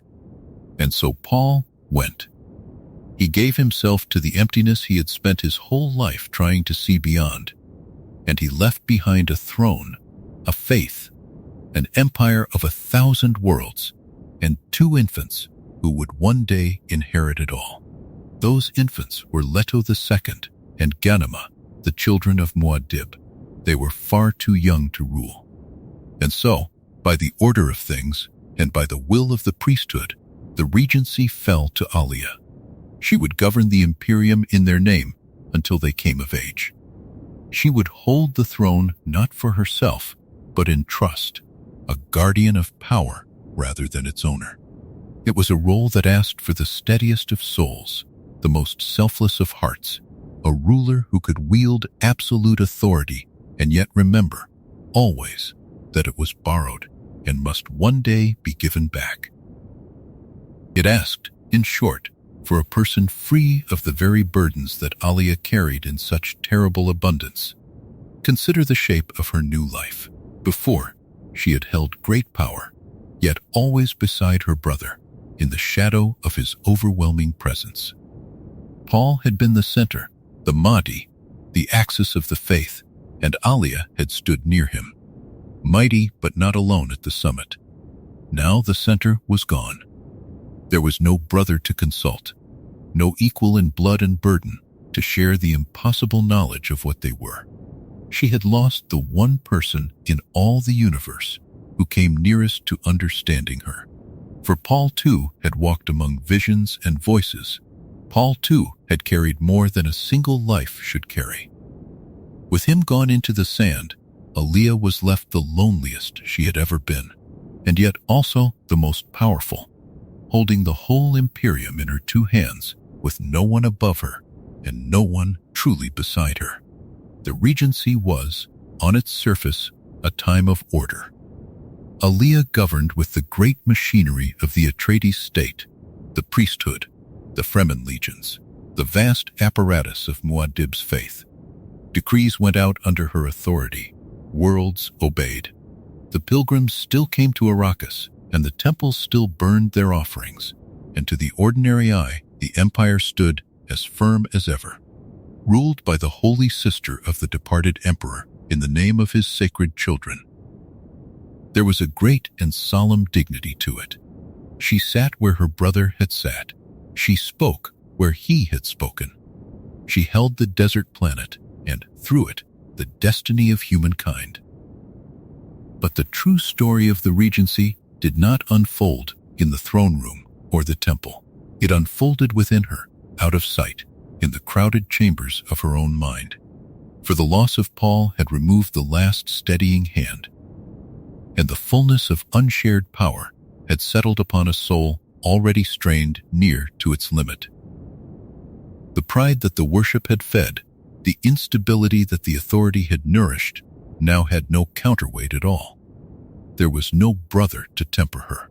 There were only supplicants below and the murmuring dead within, and between them a young woman ruling the universe while quietly, invisibly, she began to lose the long and desperate battle to keep herself whole. Let us speak of that inner struggle with the softness it deserves. From her first breath, Alia had carried the multitude, the thousands of remembered lives that came to her in the womb.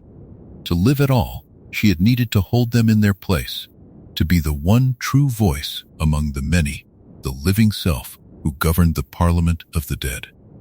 This required discipline, ceaseless and exhausting, a vigilance she could never set down. In the days of Paul she had managed it, wearied but unbroken. But the regency asked more of her than any season before.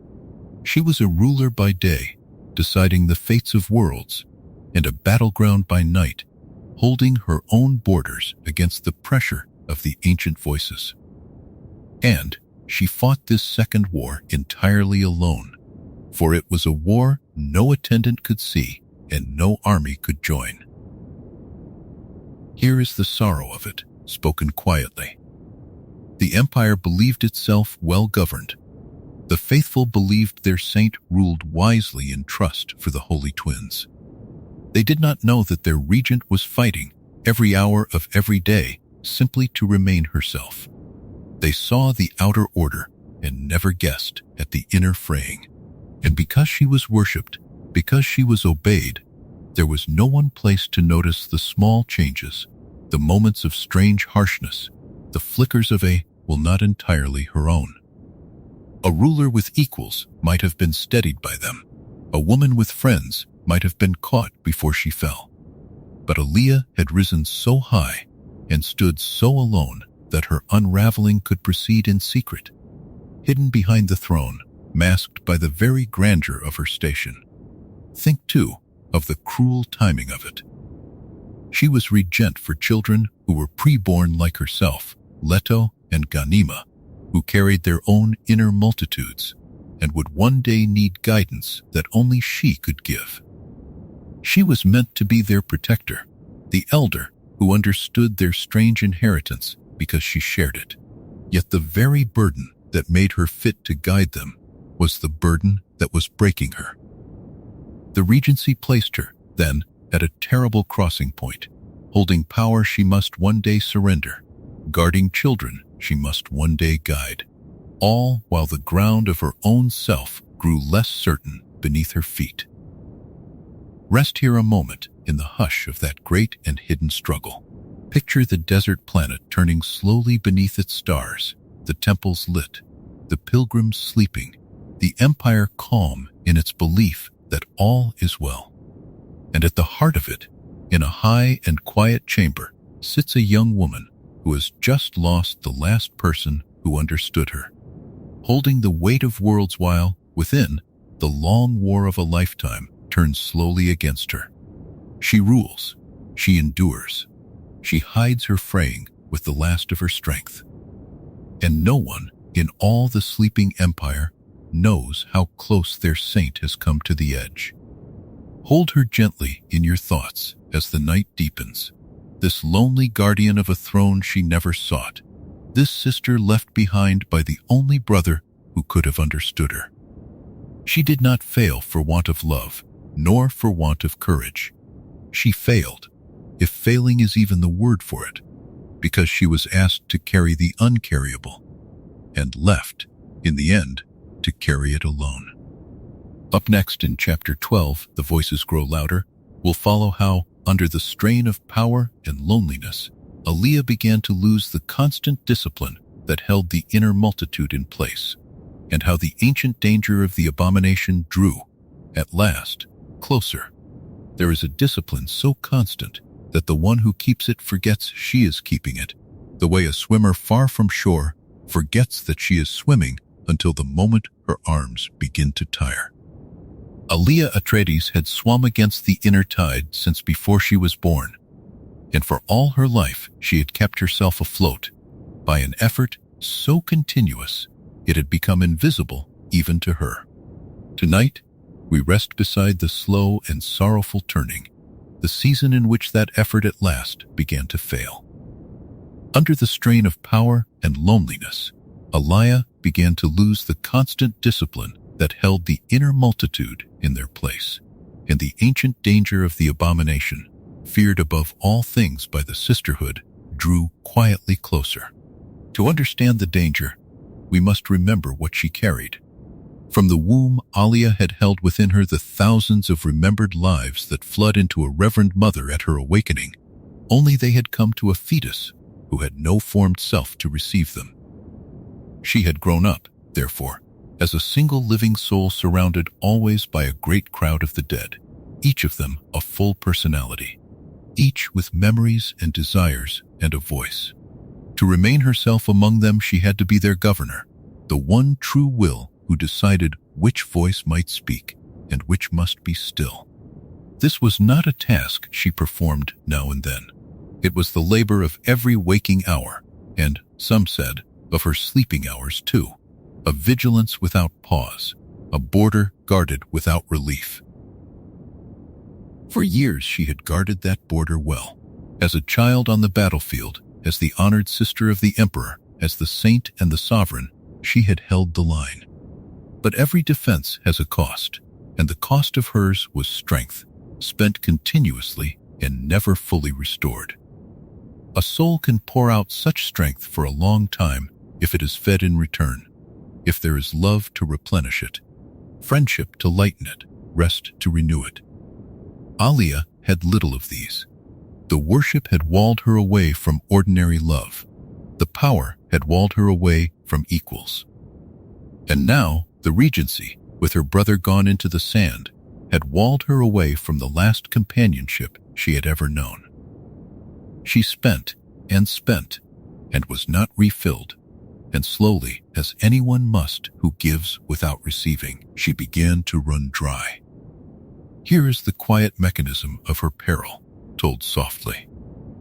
The discipline that held the inner voices in place was a thing of will, and will is fed by strength, and strength was precisely what the loneliness and the power were draining from her. So, as she grew wearier, her grip grew weaker. Where once she had held the multitude firmly, keeping each voice in its proper silence, now her hold trembled. The voices, which had always murmured at the edges of her awareness, found that the edges were no longer so firm. They pressed a little. They spoke a little louder. And each time her tired will let one of them come nearer, the doing of it wore her strength a little further, so that the next voice found the gate a little looser still. Consider how gently such a decline would feel from the inside, for that is the true sorrow of it. There was no single dramatic breach, no moment when the walls fell all at once. There was only a slow loosening, a gradual growing louder, a thing so gradual that she could tell herself, day by day, that nothing had truly changed. A wise counsel offered by an ancestral voice was not, in itself, a defeat. To listen to the memory of a long-dead general, or a physician, or a stateswoman from 10,000 years before, was the very gift of what she was. But a gift accepted too readily becomes a habit, and a habit becomes a need, and a need becomes an opening. Each time Alia leaned upon the voices to help her bear the crushing work of rule, she taught herself to lean, and each leaning made the next one easier and the standing alone harder. The Bene Gesserit, who had feared this outcome from the moment they learned of her, had a name for the end toward which it tended. They called it abomination. It was the fate they dreaded above almost all others, the reason they trembled at the very idea of a preborn child. For a soul so crowded with the dead might, if its central will faltered, be overwhelmed by the voices within, seized and ruled by one or many of the ancient personalities it carried. The living self might be pushed aside, buried, silenced, while a dead mind wore the living body and moved it like a puppet of flesh. This was the danger woven into Alia from her first breath, the shadow that had always lain across her strange and luminous life. And now, in the long loneliness of the Regency, that shadow was lengthening. We must be tender in the telling, for Alia did not welcome this. She fought it in the only ways she knew. She was proud, and her pride told her she was strong enough, that she needed no help, that the discipline of a lifetime could not truly fail her. Yet pride is a poor guardian of a loosening gate, for it makes a soul less watchful, precisely when watchfulness is most needed. And so even her resistance worked against her, for it kept her from crying out for aid, from admitting weakness, from seeking the steadying hand that might yet have saved her. She hid the strain, as she had hidden so much, behind the serene mask of the saint and the sovereign. To the empire she was still their holy regent, wise and untroubled. Within, she was a tiring swimmer whose arms had begun, at last, to slow. Think of the particular cruelty of her isolation in this hour. A person who feels herself beginning to slip, might turn to a friend and say, softly, that she is afraid. She might be caught, held, reassured, watched over until the danger passed. But Alia had no such person. Those who surrounded her bowed and obeyed. They could not imagine that their goddess might be losing herself, and she could not tell them, for a saint who confesses fear is a crack in the faith of billions. So she carried the growing danger in silence, the way she had carried everything, alone. The louder the voices grew, the more alone she became, and the more alone she became, the louder still the voices grew, until the two sorrows fed each other in a slow and closing circle. And among all those voices, though she did not yet name the truth of it even to herself, one was beginning to grow stronger than the rest. It was patient. It was cunning. It had waited, as the desert waits, through all the long years of her discipline, and now it felt the gate begin to loosen, and it drew, ever so slightly, nearer to the threshold. We shall come to know that voice by name before long. For now it is enough to say that the loudest of the inner multitude was not the wisest nor the kindest, but the most cruel, and it had begun, very quietly, to lean toward the light of her waking mind. Rest here a while in the hush before the turning. Picture the tired swimmer, far from any shore, her strokes grown slow, the water pressing closer around her. She does not cry out. She has never cried out. She only swims, and hopes that the shore is nearer than it looks. The empire sleeps, believing all is well. The saint holds her serene face to the world. And within, the voices grow louder, and the discipline grows thinner, and the ancient shadow leans a little closer to the light. Up next in Chapter 13, The Baron Within, we'll follow how, among all the ancestral voices, the personality of her cruel grandfather, Baron Vladimir Harkonnen, grew strongest of all, whispering and tempting, seeking to seize control of her body and her mind. Among the countless voices that lived within Alia Atreides, not all were gentle, and not all were content to remain still. For most of her life, she had learned to think of the inner multitude as a great and murmuring library, a crowd of the remembered dead who could be consulted, quieted, and set aside when their counsel was no longer needed. She had walked among them since before her first breath, and she had believed, for a long and hopeful while, that she was their keeper. She believed that she held the key, that she decided who might speak and who must be silent. And for many years, that belief was very nearly true.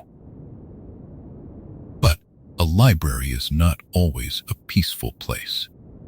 Somewhere within that vast assembly of ancestors, in the deep and shadowed rooms where Alia rarely chose to walk, there waited a personality unlike the others. He did not murmur softly with the tenderness of a grandmother or the patience of some long-dead sage. He waited with a stillness that was itself a kind of hunger. He was her mother's father, the man from whose blood she had descended without ever choosing it, the Baron Vladimir Harkonnen. And of all the thousands who lived on inside her, he was the one who wanted, more than counsel, more than remembrance, to live again. It is a strange and sorrowful truth of what Alia carried, that the enemies of her house were also her ancestors.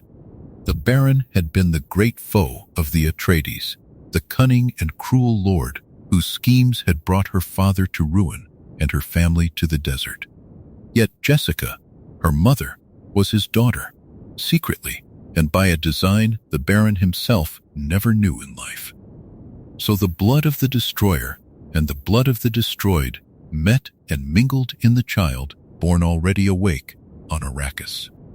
Alia carried within her the memory of the very man who had helped to unmake her people. She had never met him with living eyes. She knew him only as a presence in the crowd, one face among the multitude. But he knew her. He watched her from within, patient as stone, patient as the desert itself. For a long time, he was only one voice among many, and not the loudest. In the years of her childhood and her early power, Alia's discipline held firm, and the Baron kept to his shadowed corner, biding his time with the terrible patience of the dead who have nothing left to lose. He understood, as perhaps no other inner life understood, that the surest way to rise was not to force, but to wait. A door forced will be barred against you. A door opened willingly may never be closed again. And so, he waited for the day when Alia would grow tired, when the weight upon her would grow too heavy, when a moment of weakness would leave one small door ajar. That day did not come suddenly. It gathered slowly, the way a dune gathers grain by grain until it has become a mountain.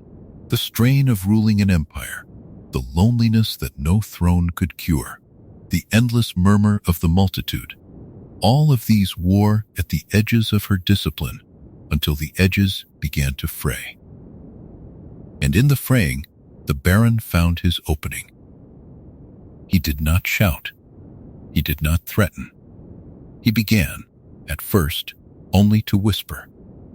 His whispers were clever, for he had been a clever man in life, and death had taken none of his cunning. He did not begin with cruelty.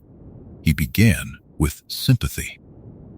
When Alia lay awake in the long hours of the Arakeen night, sleepless beneath the two moons, his voice came softly, telling her that he understood her burden as no living soul could. When her enemies gathered and her counsel failed her, his voice offered counsel that was sharp and useful, and always, in the moment, exactly what she wished to hear. He flattered the pride that had grown in her from a lifetime of being worshipped. He soothed the ache of her isolation by offering himself as the one companion who would never leave. He made himself, little by little, indispensable. This was the great danger the Bene Gesserit had always feared, wearing at last its true and patient face. The sisterhood had warned across the centuries that a preborn might be overwhelmed by the inner voices of the dead, and they had feared this danger from the first moment they learned what Alia was. Yet the fear they carried was of something loud and monstrous, a sudden seizing, a violent overthrow. The truth was quieter and, in its way, far more terrible. The Baron did not seek to storm the fortress of herself. He sought to be invited inside. He sought to become so familiar, so useful, so gently woven into her days, that Alia would no longer be able to tell where her own thoughts ended and his began. And here is the sorrow of it, told gently, for there is no need to tell it any other way. Alia was not foolish, and she was not weak in any ordinary sense. She was one of the most formidable minds ever born into the human race. A woman who could read the smallest tremor of a stranger's face and know the truth behind it. But no mind, however vast, was built to stand alone against a lifetime of siege from within. The Baron had all the time in the world, for he was already dead, and the dead do not grow weary. Alia had only the hours of her one mortal life, and those hours were crowded with the labor of empire and the noise of 10,000 other souls. She was outnumbered in the oldest and most intimate of wars, the war for the keeping of one's own self. At first, she knew him for what he was. She recognized the Baron's voice among the others and pushed it down with the discipline she had been taught, the way one might close a door against a cold wind. But the wind is patient, and the door is only wood. Each time she pushed him down, he rose again, a little more familiar, a little harder to distinguish from the ordinary furniture of her own thinking. And there came a night, though she could not have named which night it was, when his whisper no longer felt like an intrusion. It felt like a thought of her own. That was the true beginning of the danger, not the whisper itself. But the moment she stopped noticing it as separate from herself, she told no one. Perhaps she could not have explained it even had she wished to, For who among the living could understand a war fought entirely within a single skull? Perhaps she was ashamed, she who had been called a saint and a goddess, to admit that a dead monster had found a room inside her and begun to move the furniture. Perhaps, most sorrowfully of all, some small and weary part of her was grateful for the company. Whatever the reason, she carried the secret alone, as she had carried so much else alone across her strange and solitary life. And in the carrying, the Baron grew stronger, feeding on the very silence she kept for his sake. So the balance that had held since her birth began, at last, to tip. The keeper of the library had let one reader wander too freely among the shelves, and that reader had no intention of ever leaving. He wanted her hands, her voice, her name, her power over billions.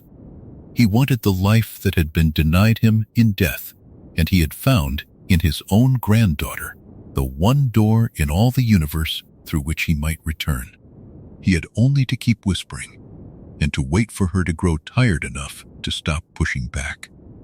Up next in Chapter 14, The Slow Surrender, we will follow the quiet and gradual yielding, the way Alia gave ground to the Baron's voice a little at a time. First for counsel, then for comfort, then, out of sheer exhaustion, each small concession loosening her hold upon herself. There is a way that a great house falls, and it is rarely a single collapse. More often it is a slow settling, a giving way of one small beam, and then another, each yielding so quietly that no one within notices the whole structure leaning until the day it can no longer stand. So it was with Alia Atreides, and with the fortress of herself. She did not surrender to the Baron in a single night. She surrendered to him the way sand fills a footprint, grain by patient grain, until the shape that had been there was smoothed away and something else stood in its place. The surrender began, as such things so often do, with something that seemed entirely reasonable. Alia was regent now over the empire her brother had left behind, and the burdens of that office were vast beyond the imagining of ordinary rulers. There were plots to unravel, factions to balance, priesthoods to command, and always the endless machinery of a government that spanned the known worlds. In the long nights of her labor, when her living counselors had gone to their beds and the palace lay quiet, the Baron's voice was there, awake and eager, offering the one thing she could no longer find among the living. He offered understanding. He offered counsel that was quick and shrewd and free of the flattery of courtiers who feared her. At first she took his counsel only in the smallest matters, and only when she was certain her own judgment agreed. She told herself that she was using him, that a wise ruler makes use of every resource, even the memory of an old enemy. There was even a kind of grim satisfaction in it, to bend the cunning of the man who had ruined her house to the service of that house restored. She believed she was the master of the exchange. She believed she gave nothing away by listening, and in the beginning, perhaps, that was nearly so. But every time she opened the door to hear him, the door opened a little wider, and it grew a little harder to close. From counsel, the surrender moved to comfort. This was the second and gentler stage, and in some ways the most dangerous, because it wore the face of kindness. Alia was lonely with a loneliness that had no cure, an old soul with no companion of her own kind in all the living universe. Her mother was estranged and distant. Her brother had walked into the desert and vanished into legend. The people who knelt before her saw a saint and a goddess, never a woman, never a soul in need of solace. And in that vast and aching solitude, the Baron made himself into the one presence that was always near. When she wept in the dark, where no one could see, his voice was there, soft and patient, telling her that she need never be alone again. He did not ask her to trust him. He simply stayed, and in staying became familiar, and in familiarity became something she began, against all her knowledge and all her training, to want. It is a tender and sorrowful thing to see how a mind so brilliant could be led so gently astray, and it must be told without blame, for there was no wickedness in her yielding. Alia did not turn to the Baron because she was cruel or weak of will. She turned to him because she was tired and alone, and because he offered exactly what a tired and lonely soul most longs for, which is to be known and to be kept company. That the company was a lie, that the comfort was the patient bait of a hunter, she surely half suspected. But half suspicion is a thin wall against a lifetime of loneliness, and the wall wore thinner with every passing season. And then came the third stage, which was exhaustion, and exhaustion is the one that finished the work the others had begun. There is a limit to how long any mind may hold a siege, and Alia had been holding hers since before she was born. The discipline that kept the multitude in their places demanded a constant and unresting vigilance, an endless act of will repeated in every waking hour and even in sleep.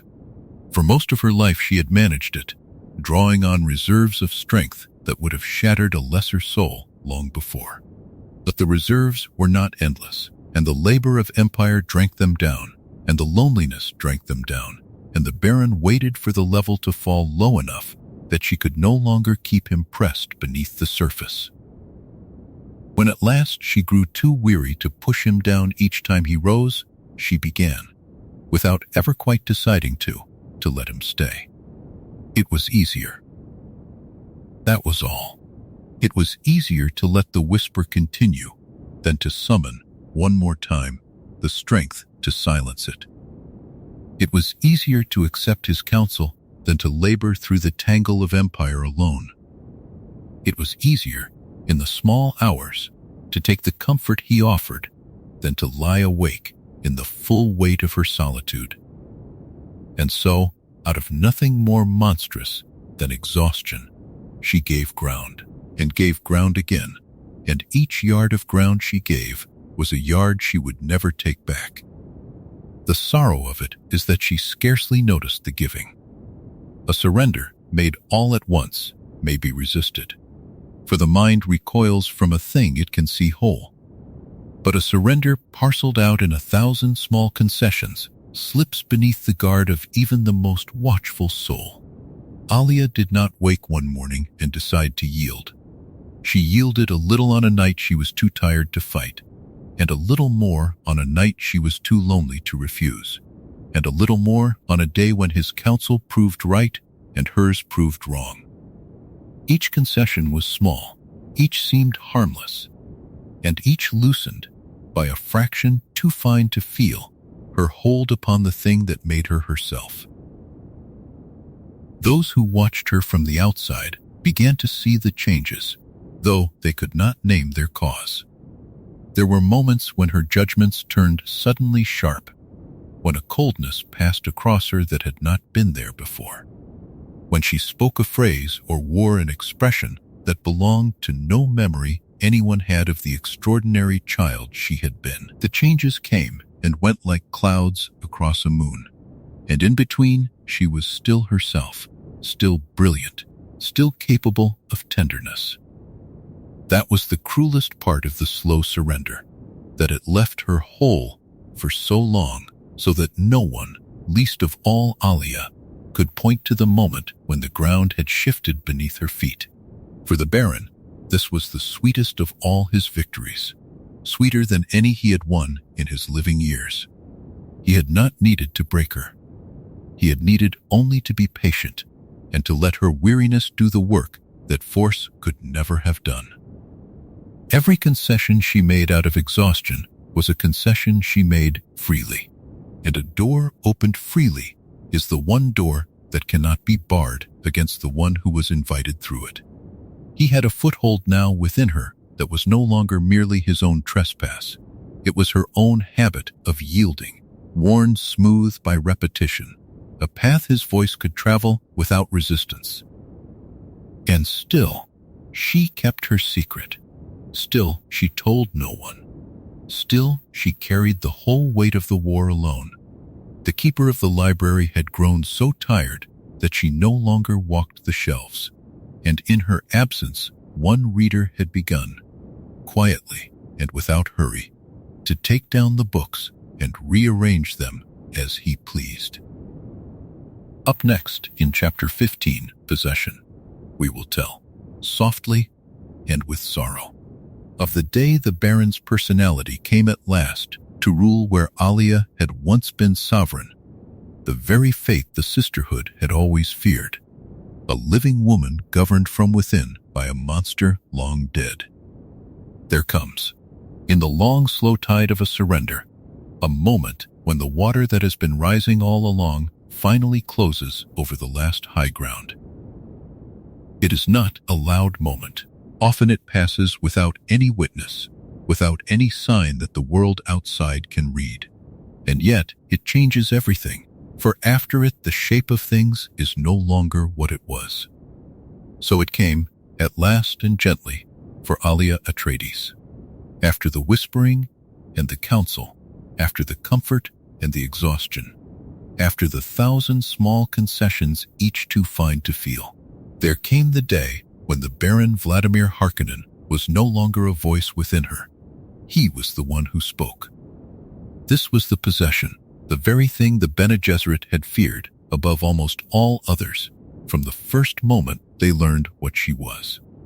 It was the reason they had named her an abomination before she had done a single wrong, the reason they had watched her with dread across the whole span of her life. They had known that a preborn might one day be overwhelmed by the inner voices of the dead, seized and ruled by a personality not its own. And now, in the quiet of the Arakeen Palace, the thing they had dreaded across the centuries had come softly to pass, and there was no sisterhood near enough to see it happen, and no hand raised to stop it. It must be told softly, for there is nothing to be gained by telling it any other way, and much tenderness owed to the soul it happened to. The possession was not a battle with clashing and screaming. It was more like a tide that is already won, sliding at last over the final stone. The Baron did not need to break down a door, for the door had been standing open for a long while, worn smooth by all the nights Alia had been too weary to close it. He needed only to step through, and to take up the place that habit and exhaustion had prepared for him. And so he did, quietly, the way a man who has waited many years to come home walks in and sits down as though he had never been away. What made it so terrible and so sorrowful was that Alia did not vanish. That is the part most difficult to hold in the mind, and the part that carried the deepest grief. She was not erased. She was still there, within her own skull, still capable of thought and feeling, still aware. But she was no longer always the one in command of her own hands, her own voice, her own choices. The Baron now held the controls for longer and longer stretches, moving her through the world as a man moves a puppet he has come to think of as himself, while the true Alia looked out from behind her own eyes, present and powerless, a prisoner in the fortress that had once been hers alone. There were still hours when she surfaced, when the woman she had been rose back to the top and took her own life in her own hands again. And in those hours, the horror of what was happening to her must have been almost past bearing. To know that you have been ruled by another and will be ruled again. To feel him waiting just beneath the surface of your own thoughts. To be unable to tell the palace, the priesthood, or even your own kin what is being done to you. And to know that there is no one in all the living universe who could truly understand. This was the loneliness of her whole life brought to its final and cruelest point. She had been alone among the living since before her birth. Now she was made alone even within herself, sharing the one place that had always been hers with the last companion she would ever have wished for. There is no solitude in all the human story quite like that one. To be crowded and yet abandoned. To be surrounded by a multitude and belong to none of it. To reach for the walls of your own mind and find that another hand already rests upon them. And the Baron, for his part, savored what he had won with all the relish of a man who had died hungry and been given, against every law of nature, a second and stolen feast. He had power now, real power. The very thing he had schemed and murdered for across his living years. Through Alia's hands he could touch the empire he had once only dreamed of ruling. Through Alia's voice he could command the priests and the councils and the vast machinery of the imperial state. He had wanted, in life, to see a Harkonnen seated at the summit of the known worlds. And now, by a path more strange and terrible than any he could have devised, a Harkonnen sat there indeed, wearing the face of an Atreides, wearing the face of the granddaughter he had never known he had. Yet even in his triumph there was a kind of hollowness, though he would never have named it so. For the life he had stolen was not truly his to enjoy. He lived only as a passenger in another's body, a ghost animating borrowed flesh, and the flesh remembered whose it was.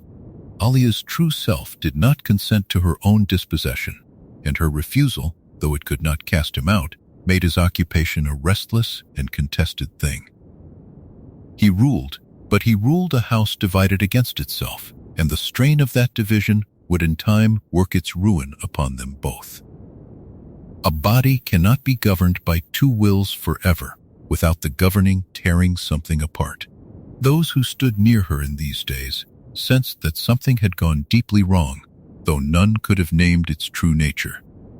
They saw a woman grown suddenly harsher, whose moods swung without warning, whose kindness could turn in an instant to a cruelty that seemed to come from nowhere and belong to no one they knew. They saw the coldness of the Baron looking out through the eyes of the child they had once loved, and they did not understand what they were seeing. Some thought her merely strained by the burdens of the regency. Some thought her corrupted by power, as many rulers are. None guessed that the woman before them was, in the truest and most literal sense, no longer entirely herself, but a soul besieged and half overthrown, carrying her conqueror everywhere she went, because he lived inside her very bones.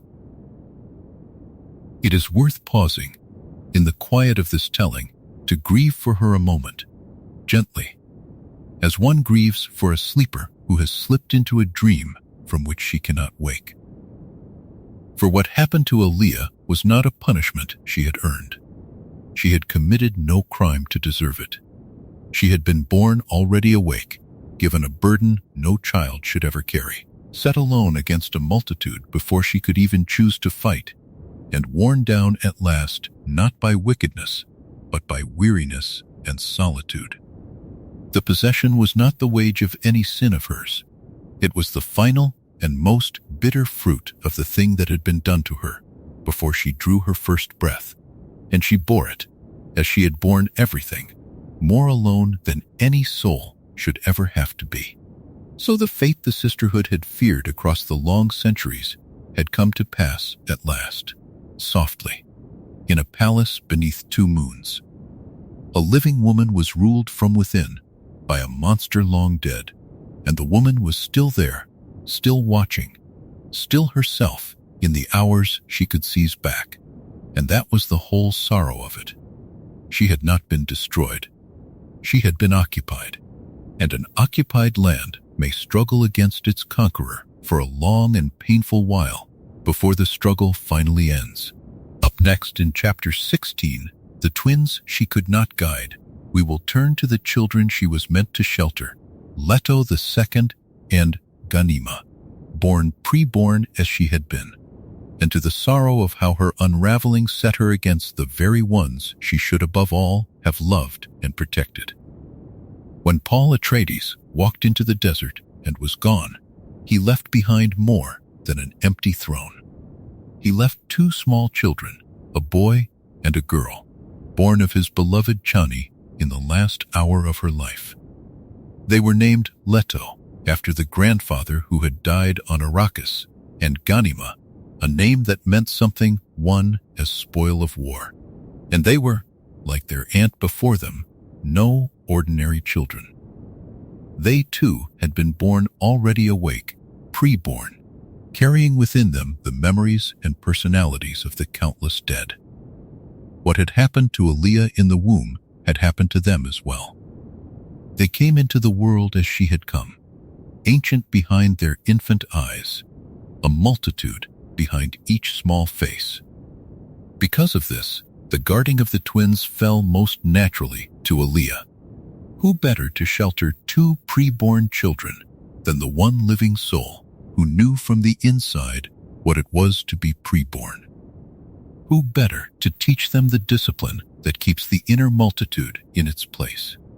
To warn them of the dangers that waited in their own blood, to walk beside them along a road she alone had already traveled. By every reckoning of duty and of love, Alia was meant to be their protector, their teacher, and their guide. She was their aunt, the sister of their vanished father, and she carried in her own struggle the very knowledge that might have saved them. In a kinder telling, this is where she would have found her purpose and her peace, pouring into these two the tenderness that her own strange life had never been allowed to receive. But this is not a kinder telling, and the sorrow of Alia's history is that by the time the twins had need of her guidance, she was no longer able to give it.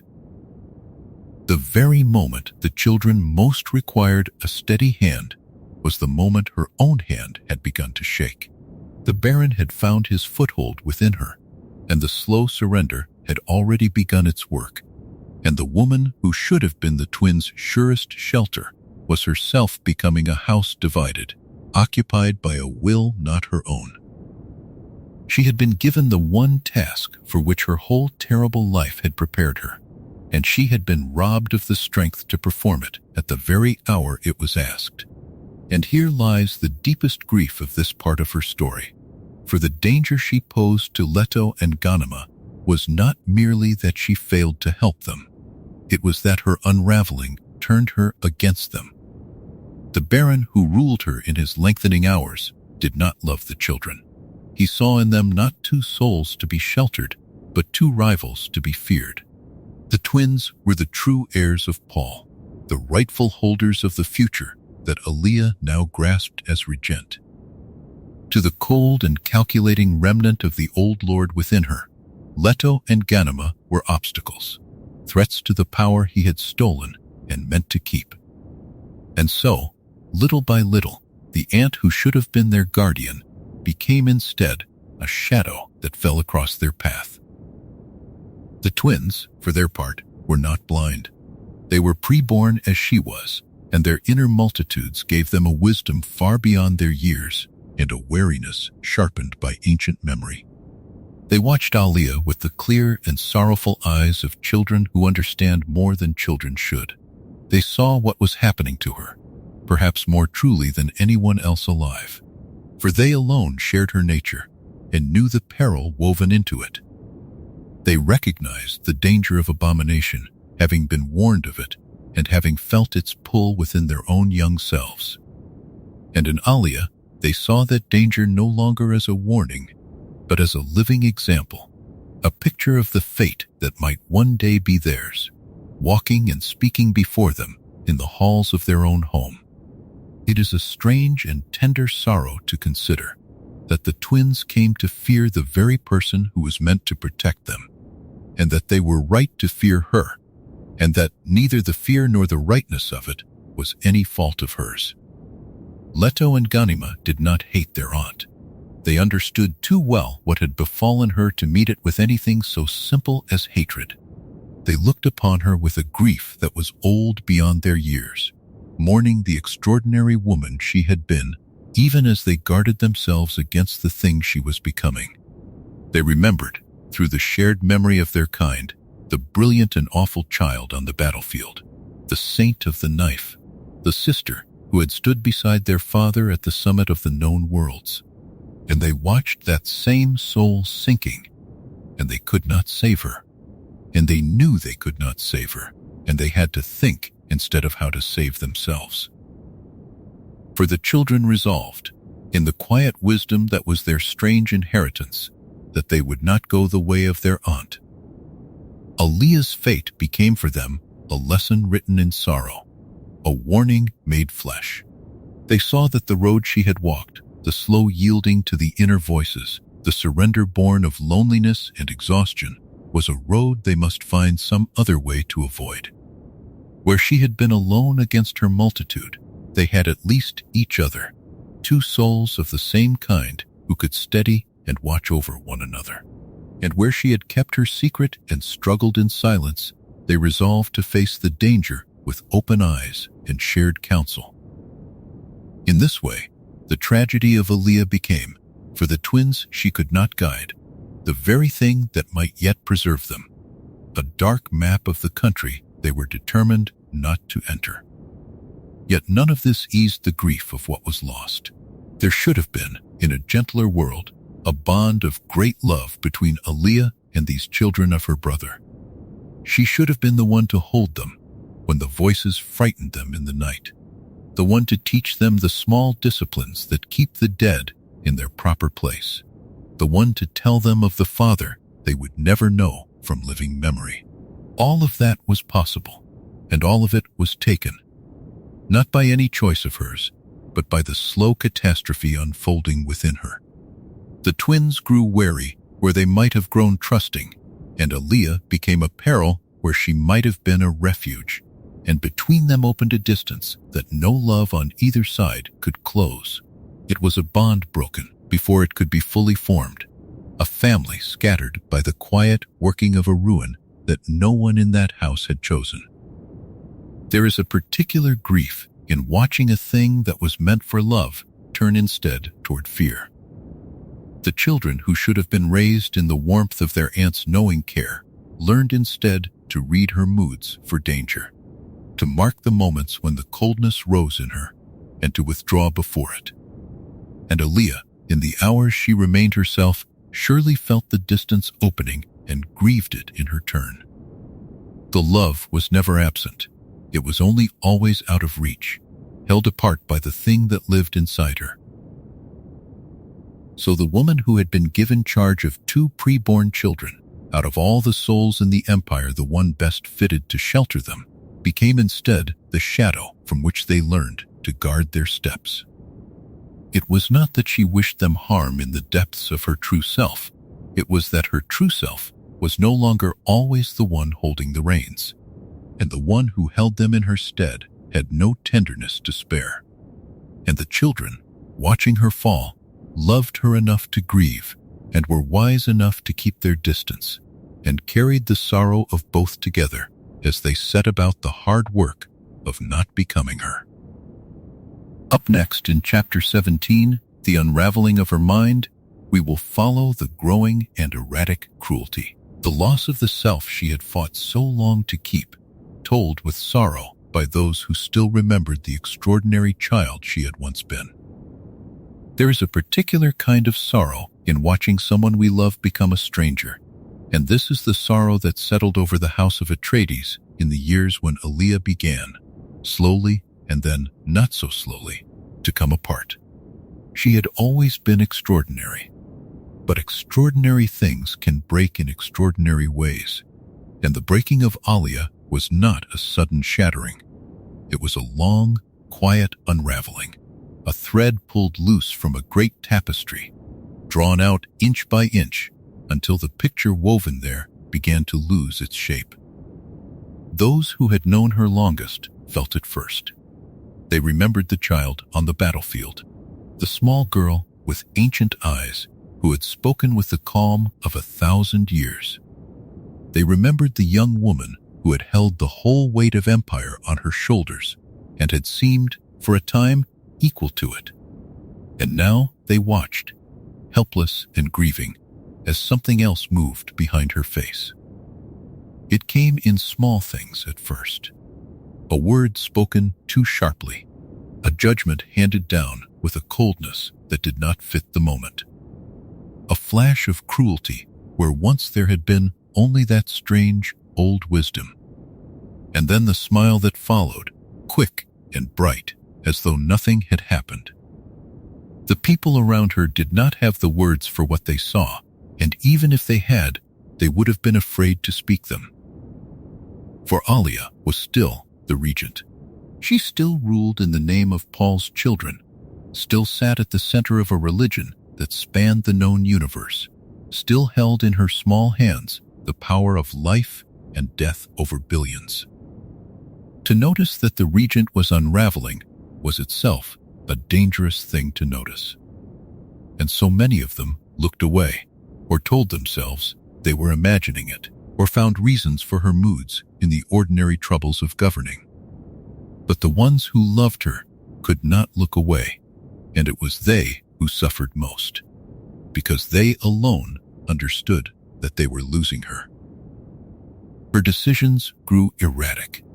On one day she would show a mercy so tender it moved hardened men to tears, forgiving where no one expected forgiveness.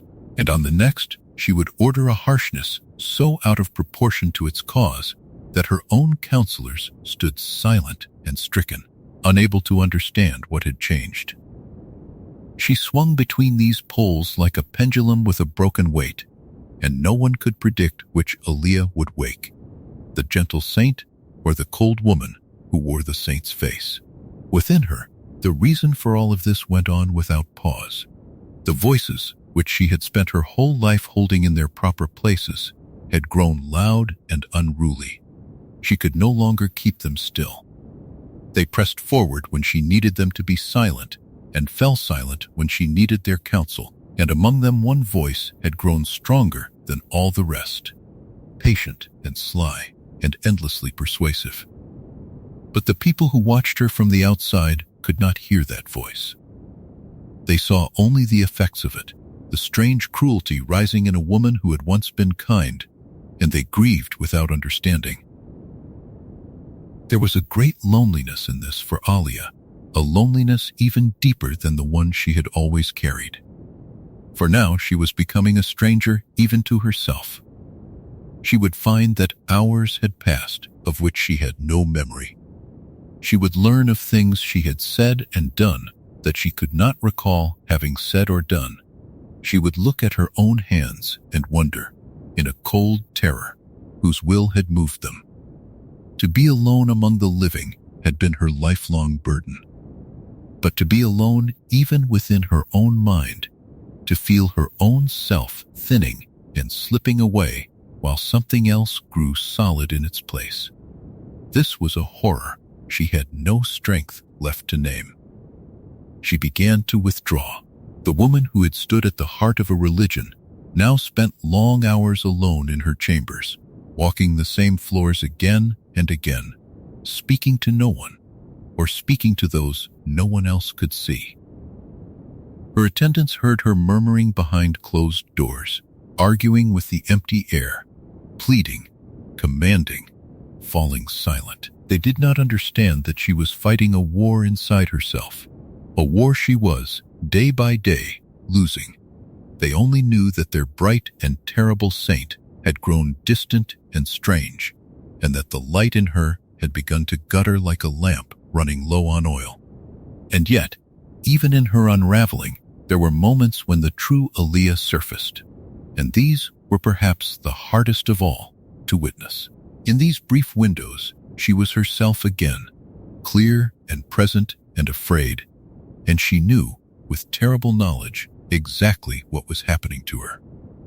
She understood that she was being overtaken, that the thing the Bene Gesserit had feared from her first breath was coming to pass at last. And she reached out in these moments for help.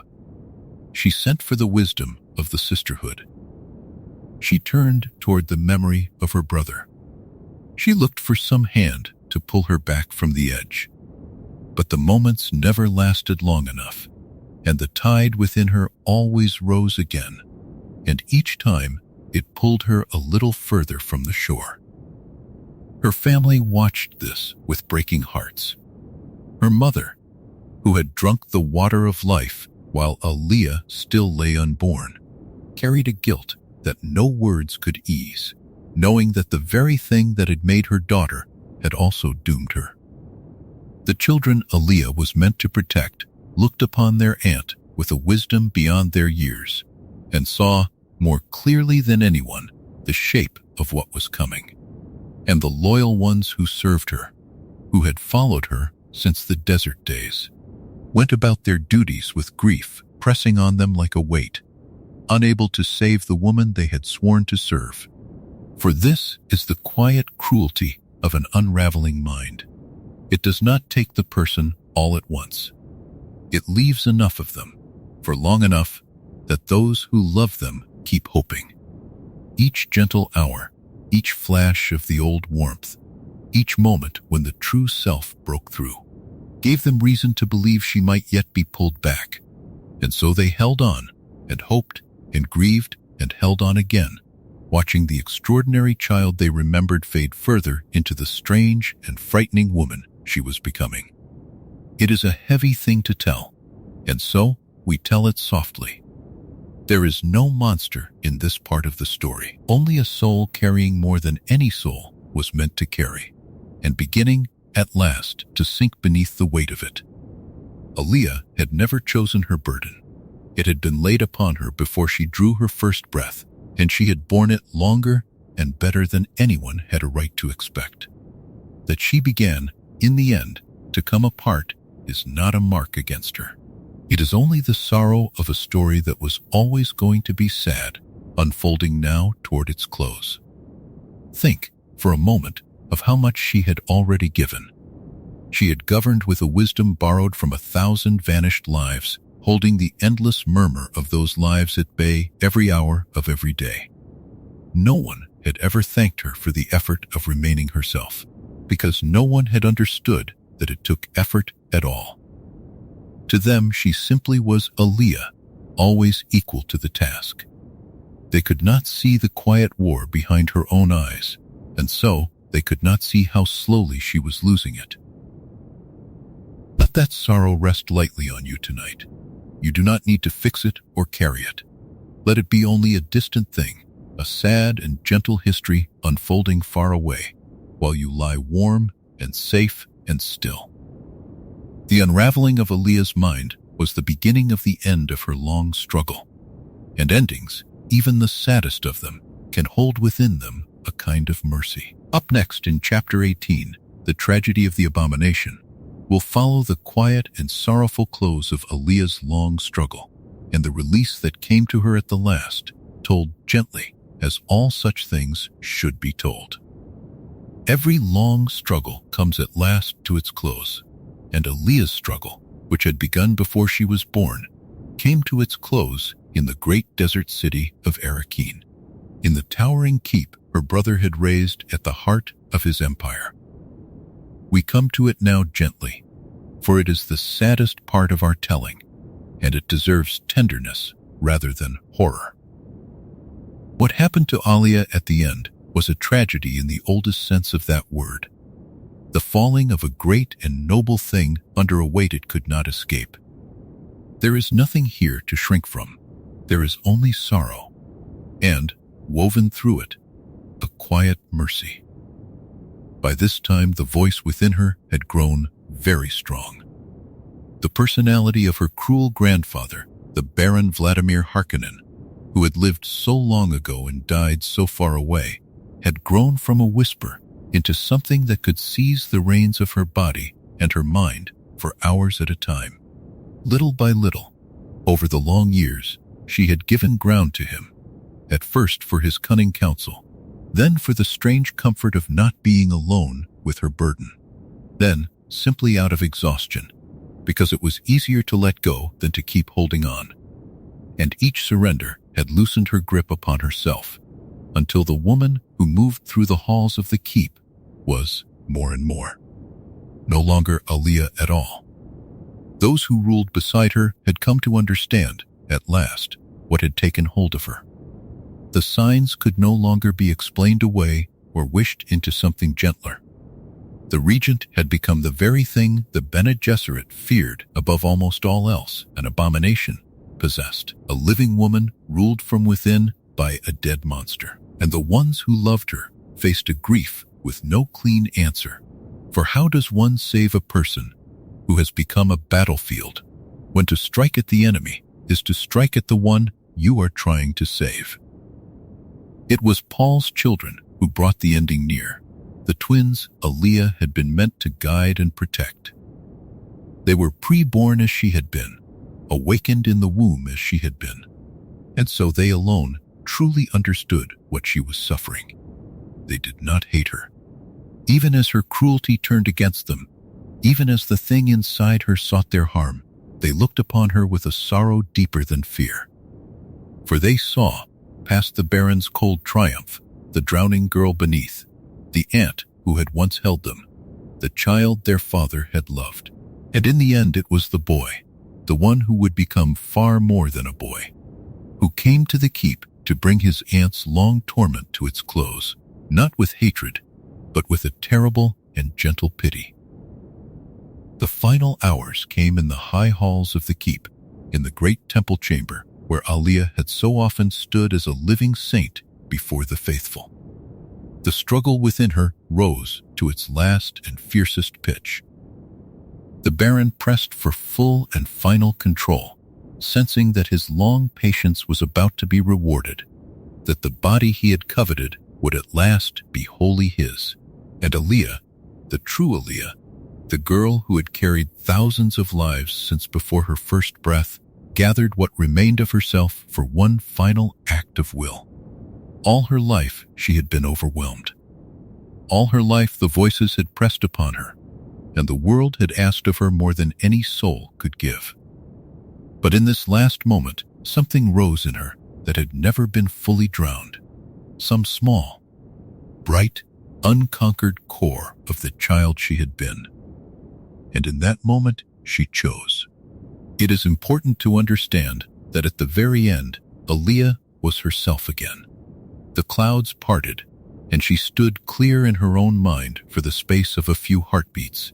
And in those heartbeats, she understood everything. What had been done to her, what she had become, and the one thing left that she could still control. The Baron reached for her.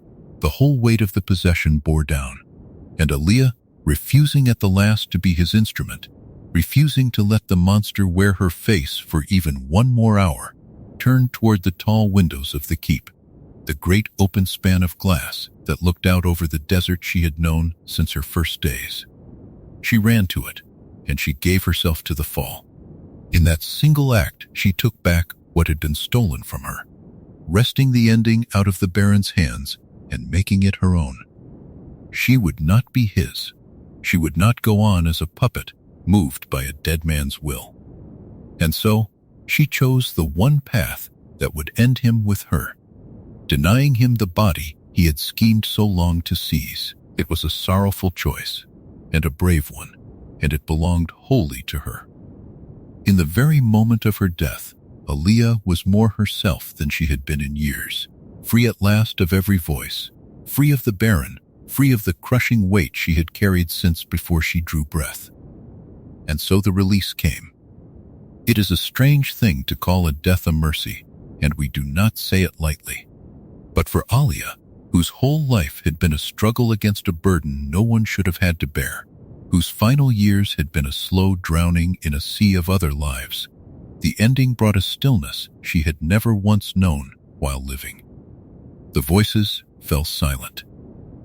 The pressing multitude that had never left her alone, not for a single instant since before her birth, was gone.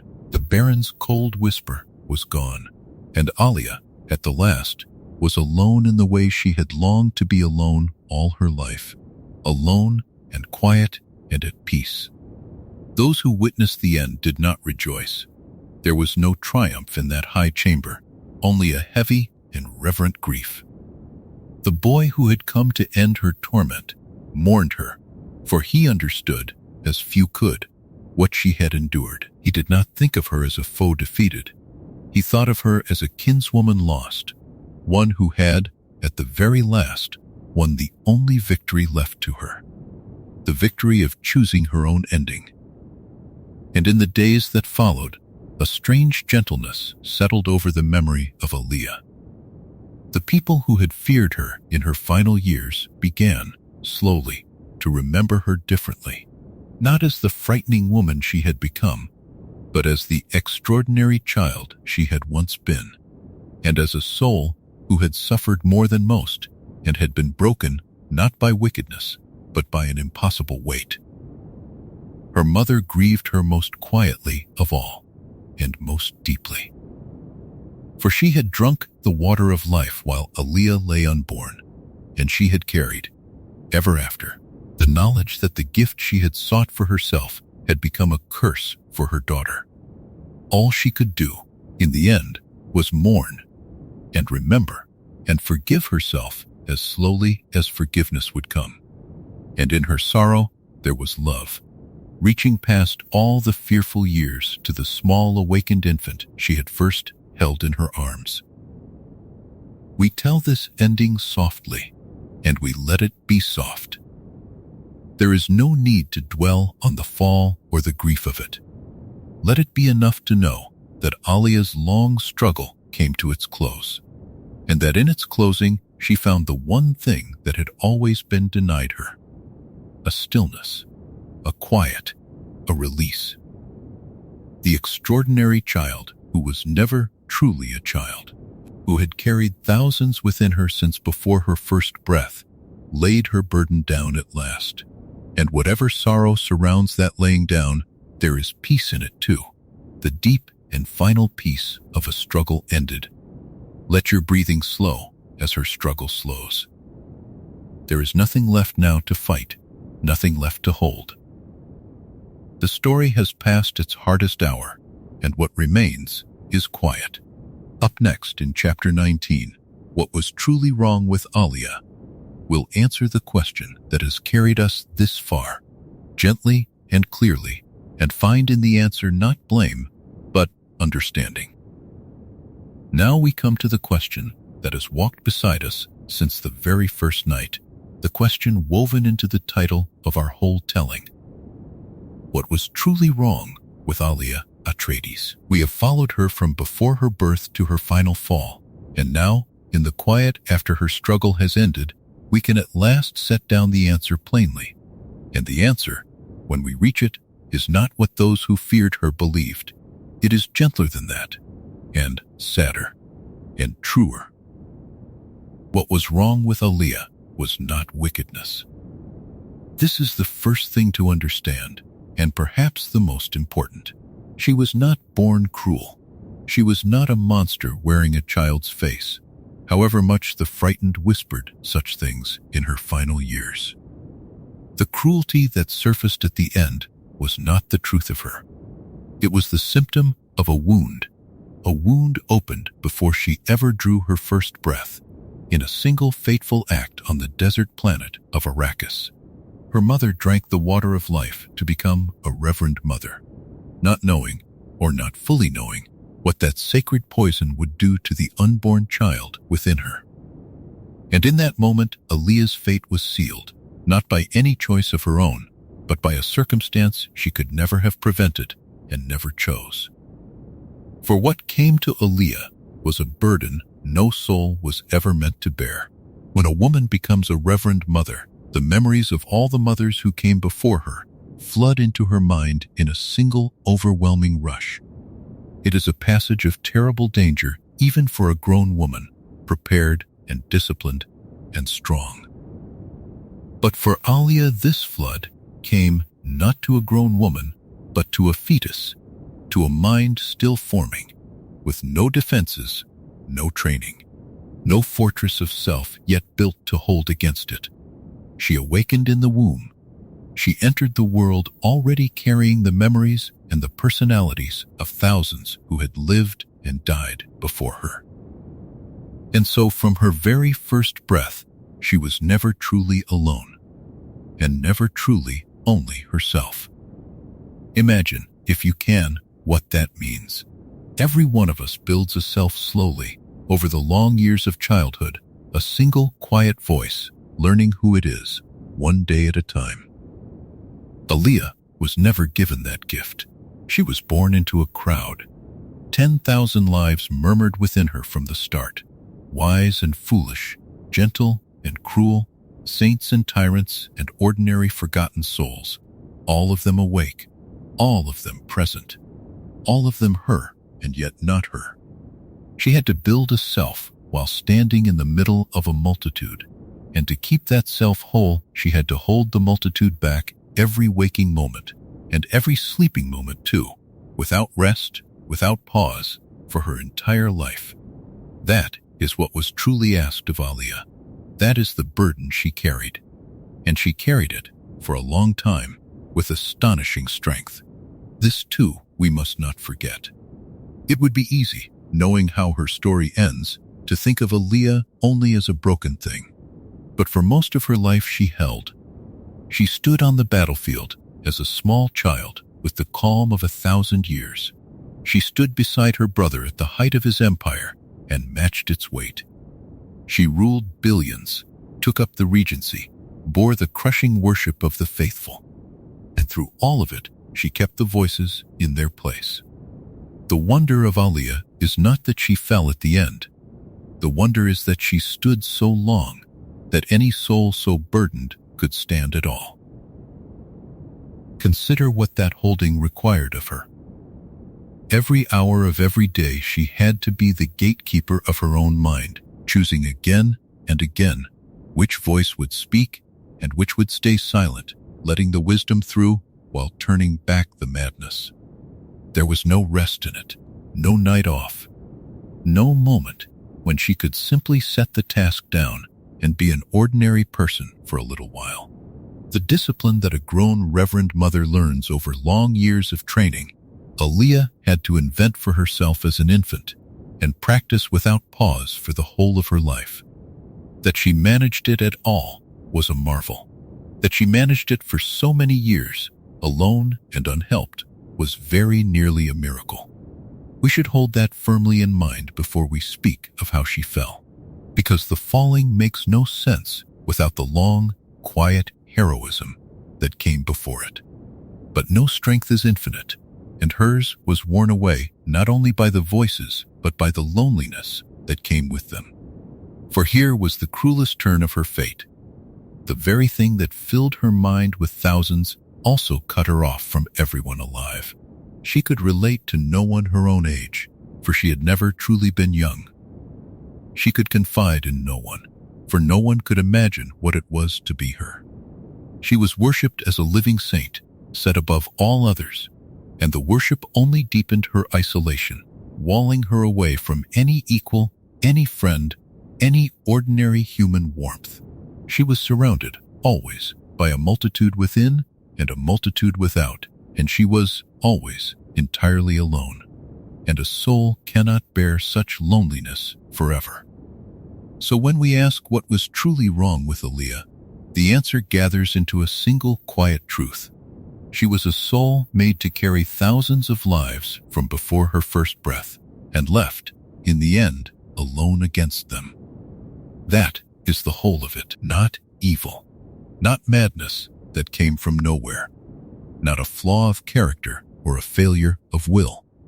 A circumstance no child could choose, a burden no mind could hold forever, and a loneliness no heart was built to survive.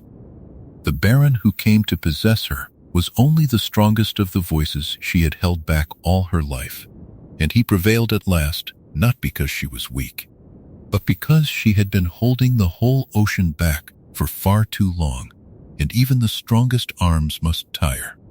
There is a great mercy in seeing her this way, and it is a mercy she was rarely shown while she lived. The Bene Gesserit feared her and named her Abomination. The faithful worshipped her and never knew her. Those who saw her cruelty at the end recoiled and forgot the child beneath. But we, telling her story softly in the dark, can do what few in her own time could do. We can understand her. We can see the whole long arc of her life at once, from the fateful cup her mother drank to the window she chose at the last. And we can hold all of it with tenderness. We can say that she was not a monster, but a person, an extraordinary and suffering person, doing her best against an impossible thing. For in the end, Alia's story is not a story about evil at all. It is a story about a burden and about the courage of a soul who carried it far longer than anyone thought possible. It asks us to be gentle with those who struggle under weights we cannot see, and gentler still with those who, in the end, are overcome by them. It reminds us that what looks from the outside like cruelty is very often, underneath, only pain, and that behind the frightening face there may be a frightened child, holding back an ocean, alone. That is what was truly wrong with Alia Atreides. Not that she was bad, but that she was asked to be more than any one soul can be, and was left to do it alone. And knowing that, we can lay the question down at last, not with judgment, but with compassion, and with something close to love for the strange, brilliant, sorrowful child who was never truly a child. Let that understanding settle over you now, warm and quiet, softening the edges of the sadness. There is no verdict left to reach, no blame to assign. There is only a soul, understood at last, and set gently to rest. Up next, in Chapter 20, A Gentle Rest for a Troubled Soul, we'll close our telling softly, with compassion for the child who was never a child, and carry you, slowly, down towards sleep. And so we come, softly, to the last of our telling, to the place where a long and troubled story lays itself down to rest. We have walked the whole of Alia's life together, from before her birth to her final quiet, and now there is nothing left to explain, nothing left to solve, nothing left to fear. There is only a gentle looking back, a moment of tenderness for a soul who found so little tenderness while she lived, and then the slow, easy drift down into sleep. Let us take this last part slowly, the way one lingers at the end of a long day, unwilling to hurry the quiet. Think of her for a moment, not as she was at the end, but as she was at the beginning. A newborn child on a desert world, small and warm, with eyes that already held 1,000 years. She never asked for what she carried. She never chose the flood of memory that filled her before her first breath. She was simply born into it, as we are all born into the lives we did not choose, and she did with it the only thing any of us can do. She lived. She tried. She held on for as long as her strength allowed. And when we remember her that way, as a child doing her best against an impossible thing, the sadness of her story softens into something gentler, something that feels less like grief and more like love. For there was so much in her that was good. Beneath the burden, beneath the loneliness, beneath the frightening face of her final years, there was a person of great warmth and great courage. She stood beside her brother when the whole universe turned upon its axis. She carried the weight of an empire when others would have fallen beneath it. She loved the children she was meant to protect, even as her own mind slipped away from her. And at the very last, in the one moment that was fully hers, she chose to free herself rather than remain a monster's instrument. And in that choice, there was a bravery that redeems all the sorrow that came before. This is the Alia worth remembering. Not the abomination the sisterhood feared, but the girl who carried thousands and stayed herself for as long as any soul could. And if you find, as you lie here in the quiet, that your heart aches a little for her, let it. That ache is a kind of gift, the small, ordinary miracle of one soul feeling tenderly for another across all the distance of story and time. Alia was rarely met with such tenderness in her own life. The sisterhood watched her with fear. The faithful watched her with awe. Those who ruled beside her watched her with a growing dread they could not name. But you, tonight, meet her with something softer, with understanding and with care. And in some quiet way, that care reaches back to her and makes her long story a little less lonely than it was. To be understood at last, even long after, even only in the telling, is no small thing. It is perhaps the very thing she needed most and received least, and we give it to her freely now, as a parting kindness. Let that kindness be the last color of her story, the shade it settles into as it comes to rest. Not fear and not sorrow, but a gentle and forgiving warmth. The warmth we would want shown to us if ever we were understood too little and asked of too much. She was a child who was never a child, and she deserved, all along, to be met with mercy. Tonight, at the end, she is, and think, too, of the children she was meant to guide, the twins who understood her better than anyone living. Even as her unraveling turned her against them, they never ceased to see the ant beneath the affliction, the drowning girl beneath the thing that gripped her. They did not meet her with hatred, but with a sorrow that was close to love. If those she had most wronged in her final years could hold her so gently, then surely we can too. There is a comfort, too, in where her story ends. All her life she was never alone, never for a single instant, the voices murmuring within her without pause or mercy. And all her life she was, at the same time, utterly alone among the living, understood by no one, walled away by worship and by fate. But at the end, both of those torments ended together. The voices fell silent. The multitude that had never let her rest was gone. And the loneliness ended too, dissolved into a stillness beyond all the pressing crowds and all the frightened worshippers, a peace as vast and quiet as the desert at night. Whatever sorrow surrounds her ending, there is this to hold on to. Alia is at rest. The struggle is over. The child who was never a child is quiet at last. And so we can let her go, gently, the way we let go of the day when sleep begins to come. There is nothing more that she needs from us, and nothing more that we need to carry for her. We have understood her, which is the kindest thing we could do. We have seen the whole of her life and found in it not a monster, but a burdened and beautiful soul. And now we can set that understanding down beside her, like a warm cloth laid over a sleeping child, and let her rest, and let ourselves rest too. For this is the gift that a story like hers can give. It asks us to be gentle. It reminds us that behind every frightening thing there may be a hidden pain, that behind every hard face there may be a soul holding back an ocean alone. And it teaches us to soften toward such souls, toward Alia, and toward everyone we will ever meet who is carrying more than we can see.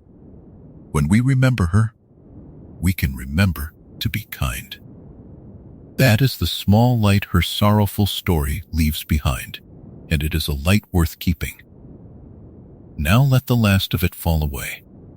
Let the desert grow dark and still in your mind.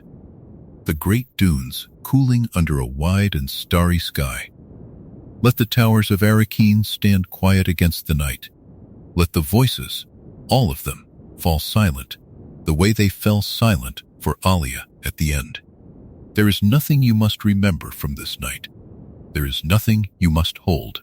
Every distant and difficult thing we have spoken of can drift away from you now, growing fainter and softer, sinking down through still dark water until only calm remains. You are safe here, warm and whole, and the day is done. Feel how the room holds you, how the weight of your body settles gently into the place where you lie. Let your shoulders soften. Let your hands grow heavy and still. Let your breathing slow all on its own, each breath a little longer than the last, each one carrying you a little further down toward sleep. There is nothing left to do. There is nowhere you must be. There is only this quiet and the slow, easy tide of rest rising to meet you. Alia is at peace now, and so may you be. Her long struggle is over, laid down at last in the stillness she always longed for, and her story is told, gently and to its end. Carry nothing of its sorrow with you into sleep. Carry only the quiet and the kindness and the deep calm that comes when a troubled soul has finally found its rest. Let the desert fade. Let the story fade. Let even these words fade, softly, into the warm dark. Sleep now. You have traveled far tonight, all the way from a single cup drunk on a distant desert world to the quiet peace at the end of a long life, and you have carried it gently, as it was meant to be carried. There is nothing more to do than to rest. Let the last thread of the day loosen and slip away, like mist over a quiet desert at dawn, and let the stillness take you, softly, all the way down. Good night. And so we come, softly, to the end of our telling. Tonight we followed Alia Atreides, the child who was never truly a child, from the water of life that changed her in the womb to her birth already awakened, carrying the memories of thousands.